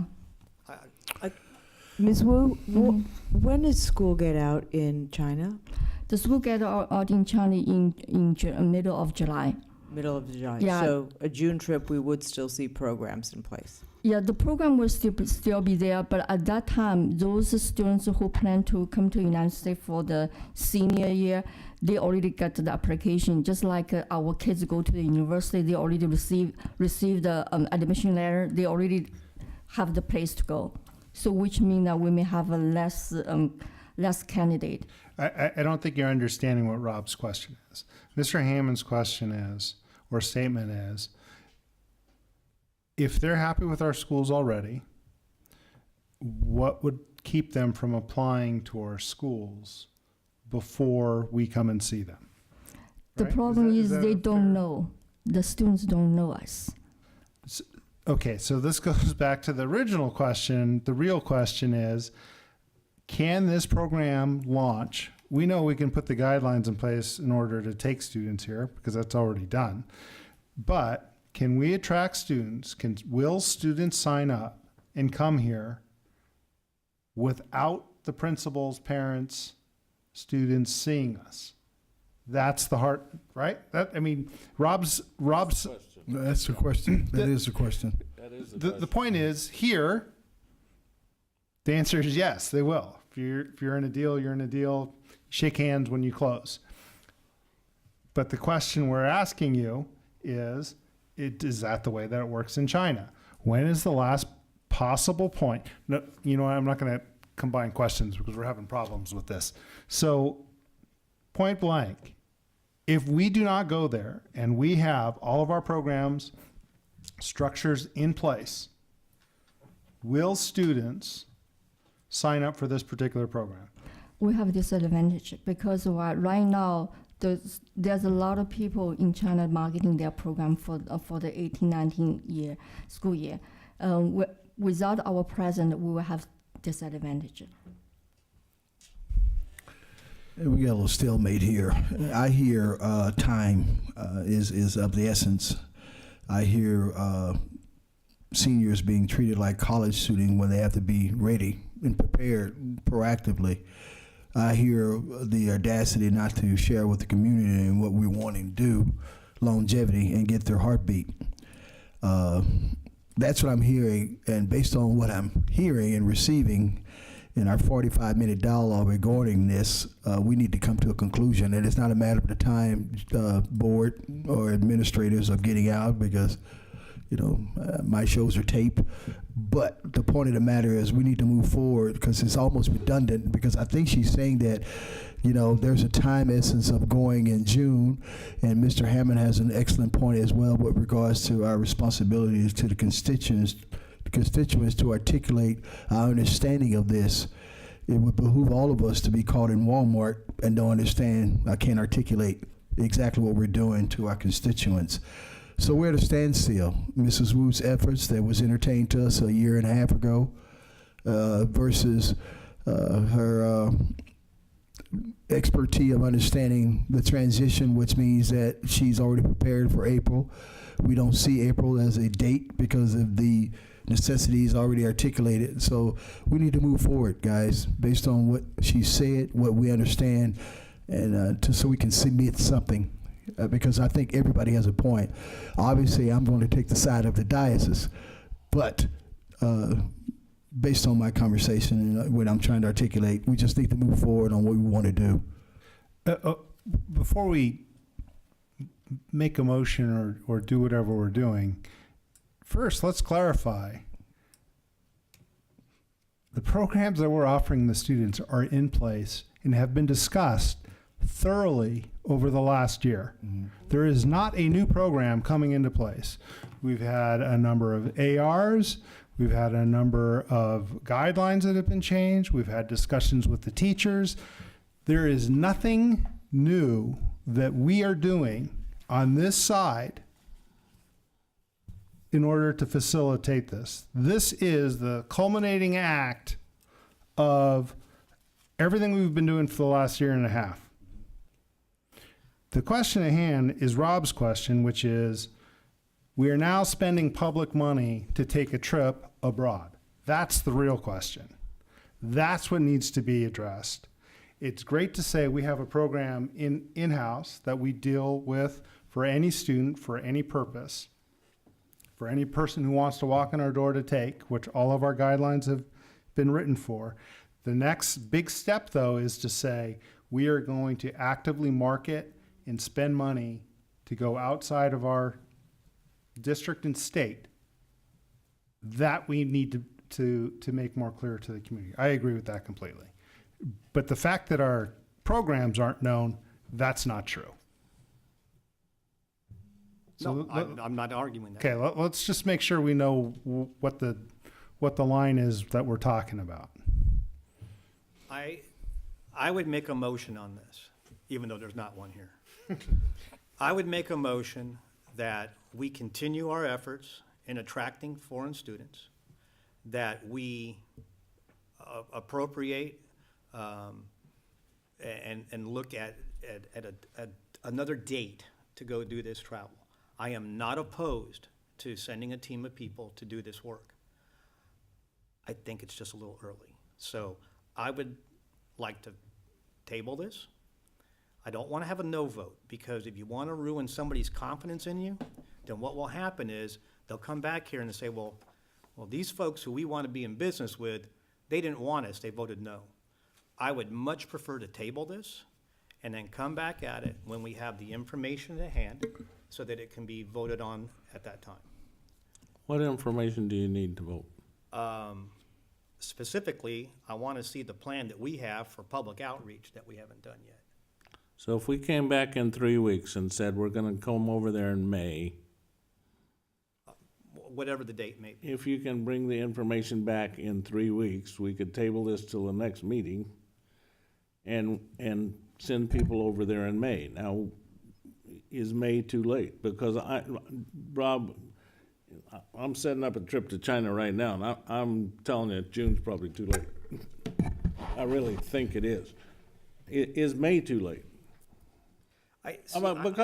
Because what I'm hearing you say, Connie, is that the real important thing is that the students that are considering where they're gonna spend their senior year in high school are selecting programs, and we need a presence over there to get the high-quality students to apply for ours. Is our presence in May too late for for us to attract the high-quality students we're talking about? Because if they get out of school in July, June is probably too late. Is May too late? Yeah, I'm sorry. Yes, it is a little bit late. Okay. Well, then my comment will be, and this will be my last one, then we should have started this in October. Yep. So I would like to table it, but if not, then I think we vote on it and go where it goes. Can we table this to the next meeting? Will that give us enough time in order to put together a little bit better program? We can still get this thing done in April under the perfect scenario. If we table it till the next meeting, we should still have enough time to plan for an April meeting if in fact everybody is good with what the program is, because it's only 2 weeks from now. And if it's not, then hopefully we'll have enough input from all of the relative parties to say why the plan is lacking and what we need to get done in order to book a trip. Because there seems to be a handful of unknowns. Some of these questions might be a little bit unfair to ask Connie, when's the last date? I mean, that's probably a conversation we need to have with the principals in those schools to say, this is the experience. I mean, we're taking a lot of maybes and this is what I think and feel, but if we already have 10 schools, I'm going to say 10 schools, I don't know what the number is, it's an arbitrary number. We have relationships with 10 principals. We should have 10 conversations to say, you need to give us, we've given you a long list of questions based on our conversations. No need to repeat them all. Give us the answers to these. In 2 weeks, we should be able to address all of our foreign concerns on what they need and what their timelines are. That should also give us enough time to set up our budget internally to address some of the issues we had and to at least talk about or formulate Rob's real concern of how do we get this to the community under what situation and what do we need to hear. Is it just a matter of time and no response? I'm just saying I want to be able to make this clear so after whatever time frame it is, we have a definitive plan, because right now we're floundering. Here's what I would like to see. In the next 2 weeks, it's fine if it comes up. What the outreach is. When we went to Washington, D.C., this body had never been to Washington, D.C. to advocate for our schools, to our elected officials, ever in the history of MUSD. Hadn't been done. So we kind of wrote the profile of what it is that we wanted to do. We had that discussion for at least 6 to 8 weeks in public of what it is that we were going to do, because it's we're going to go use your money to go on this thing and try to achieve this objective. If there had been concern, there was plenty of time for people to come up and say, you know what, I don't know, it's a good idea. Why can't you just go to the district office and meet over there? Why do you have to go all the way to Washington, D.C.? We have all the answers to those questions, okay? Out of that, we even had more money that we expended from it because we decided that we needed help once we got there, and this is why we ended up hiring a lobbyist to help us find funding for what it is that we needed to be able to do. We need to take that same care in doing this, and I feel that we are not taking the same care. Same process to end up with something over here. That's all I'm saying. Well, I have a question. What tool or device we're going to use to get a disposition timely in 2 weeks from the constituents? Well, you won't get it in 2 weeks. We started today, so anybody out there who's got a question or problem with what we're talking about, I think we lost them at 9 o'clock. please come in. But this is where I think that We have to start somewhere. This was clearly a great, maybe it wasn't a great starting point, but And if it is anybody a thinks starting people point. had their minds made up before coming to a board meeting, all they had to do was watch this. But clearly, I would like to think that if we could, and I agree with Rob, we should probably table this so we can get our arms around this, define things a little bit better.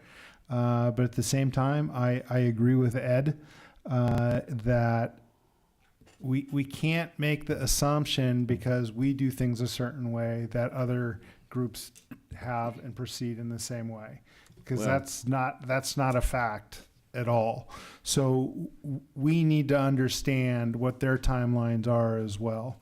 And 2 weeks definitely will be enough time to better get their timeline and to make sure that it fits. Because if their timeline comes back with, they make that decision by April 1, then we know it's a dead year. We're too late. So stop stressing. So, I don't want to get in too many, we've been in this pretty deep already, but let's get some real facts to base our decisions on. Let me ask you a question, Brian. Sure. The term timeline, when Connie is already articulated, how do you further that question? What is the timeline when she's articulating the timeline to us already? She hasn't. She's given us roundabout dates. She thinks that early is better than late. That's not a date. That's an idea. A timeline is to say, within schools, within the high school, for example, you have this date to apply to college. That's a timeline. Okay. So if those high schools have timelines, we need to know what they are. If they have timelines for visas on what it takes for their citizens to get out, we need to know what they are. We need to know everything that they do based on what their customs are in the 10 schools, whatever number of schools, whether they're all universal, whether they're different. How does it work? How does it work? We're to a point in which we've take reasonable assumptions as to what things are, but we need more than that at this point because things are tight. So noted. With regards to our motion/table, how are we going to entertain this moving forward, please? We don't move, we just table it. I know I'm being If we all sarcastic five about the agree to table table comment. it. I mean, the motion comment. So we will table J3 2069 International Support Program until the 14th board meeting. Did I stand corrected? All in favor? You don't have to vote on it. You don't have to vote. I'm being sarcastic again, all right? This was a good hour. I tell you, welcome to the presidency. Board business, item J4, 5020, Board Policy 0460, Local Control Accountability Plan and accompanying administrative regulations. Dr. Terosian, please. This is the second reading of the board policy update. I'd like to turn it over to Dr. Kaiser for this one as well as the next one. This is the second reading. Have there been any changes? There have been no changes. So really, this is simply as is, and I would say there's no additional So moved. information. Second. Probably moving second. Ms. Huff? Board Member Rich, Yes. Board Member Hammond, Yes. Board Member Gilliland. Yes. Board Member Wong, Yes. Board President Williams. Yes. Motion carries 5-0. Thank you, Ms. Huff. Item J5, 5021 Board Policy 616.54, Test Integrity, Test Preparations. And this is also a second reading of this policy, and this has been developed with no changes. It is identifying the integrity that teachers will and administrators will use in the schools when dealing with the state testing. So moved. Second. Ms. Huff? Board Member Hammond, Yes. Board Member Gilliland. Yes. Board Member Wong, Yes. Board Member Rich. Yes. Board President Williams. Yes. Motion carries 5-0. Thank you, Ms. Huff. Item J6, 5022, consider expulsion case number 1718-03, student ID number 11111, 3966. Mr. Hammond? I move that expulsion case number 1718-02, student 111-113-966 be held to an enforcement of an order of expulsion for a period not more than 1 calendar year. This period commences on the 24th day of January and ends on the 24th day of January 2019. The expulsion is based on the findings of fact that the student violated the following provisions of the Educational Code, Section 48900.2, committed sexual harassment, and 48915, subsection C, subsection 4, committing or attempting to commit sexual assault. Second. Ms. Huff? Board Member Gilliland, Yes. Board Member Wong, Yes. Board Member Rich, Yes. Board Member Hammond, Yes. Board President Williams. Yes. Motion carries 5-0. Thank you, Ms. Huff. Item J7, several items rather, designated representatives to the Los Angeles County School Trustees Association. Dr. Tarosian have several in this area. I'll continue in that. That's fine. We can move on to the next one, unless somebody else wants to do it. You're doing an exemplary job, Ed. I second that. Sounds like agreement there. All right, we're all moving forward. Items 7, 8, 9, and 10. Items J11, pending board issues. Dr. Whoa. Forgive me. Number 8. That was 7. Was that 7? That was Designated 7. board liaison. Oh, forgive me, guys. Number 8, designated board liaison. And Kathy's got I have a slate that I'd like to propose to the board to. Thank you for board, clarifying that, Dr. Tarosian. where for the following departments, Board President Williams would be with Superintendent, with Business Services, Mr. Wong, Educational Services, Mr. Hammond, Human Resources, Mr. Gilliland, Technology, Mr. Pubak, Technology, Mr. Rich, and Board Representative for negotiation of the superintendent's contract and compensation would again be Mr. Williams. Thank you, Dr. Tarosian. Could you put Comments? that list in our board packet Friday? Thank you, Ed, for saying that too.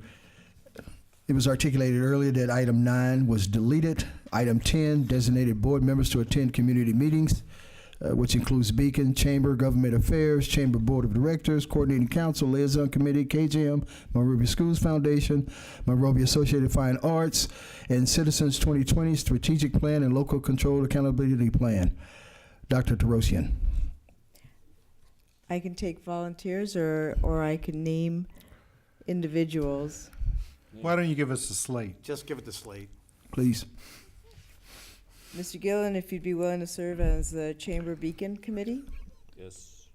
Mr. Hammond, if you'd be willing to serve on the Chamber Government Affairs Committee. Sure. Mr. Williams, would you be willing to serve as the Coordinating Council? Absolutely. As well as the Liaison Committee with the City and the Chamber? Absolutely. Mr. Rich, would you be willing to serve with KGEM? Mr. Williams, would you be willing to serve with the Schools Foundation as a liaison? Absolutely.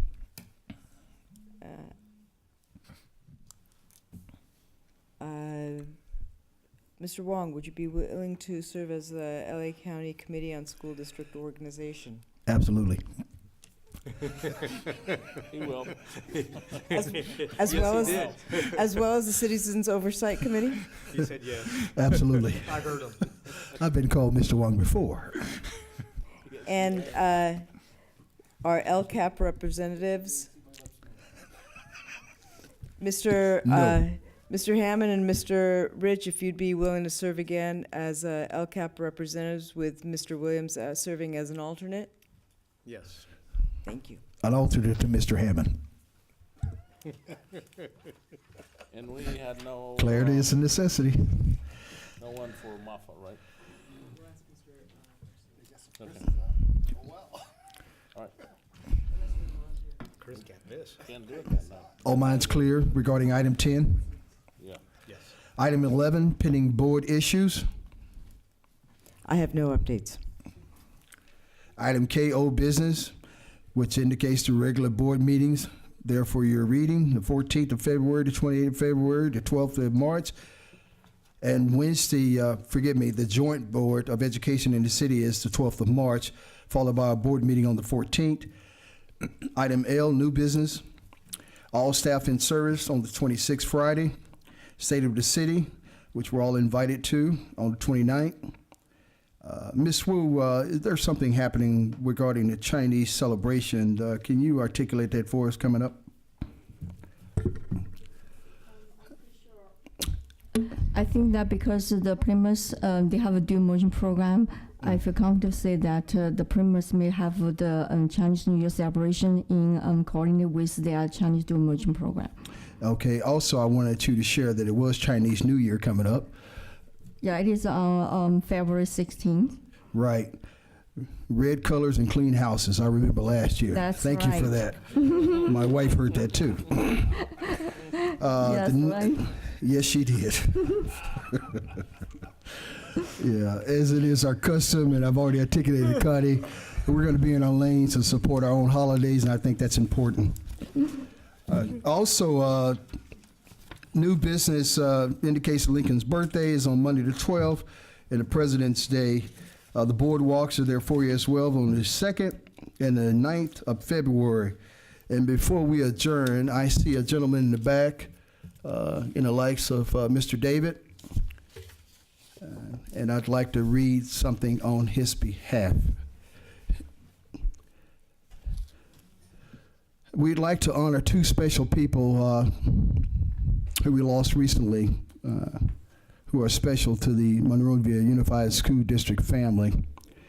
The first, as I mentioned, is Jennifer Lee Conway Solis, daughter of Fiscal Service Director Mr. David Conway, who we're very fond of. David, my prayers are with you sincerely. Jennifer passed away on the 9th at the age of 36 years old. Jennifer was a proud graduate of Monrovia High School, the class of 1999, also an active and proud PTA officer and band mom in Arcadia. Jennifer is described as having a lovely smile, infectious laugh, and a big heart. She left behind many friends and family. She is survived by her mother, Nicoline, and her father, Mr. David. Her siblings is Clifford and Gina, as well as her husband, Jamie, and her son, Ryan. David, again, I can't say it too much. My heart goes out to you, and I'm sincerely going to pray for you. And lastly, we would like to close tonight's meeting in honor of Monrovia High School custodian, Mr. Arturo Chavez, who recently lost his mother, Maria de Los Angeles. With all that, we will adjourn at the hour of 10:54.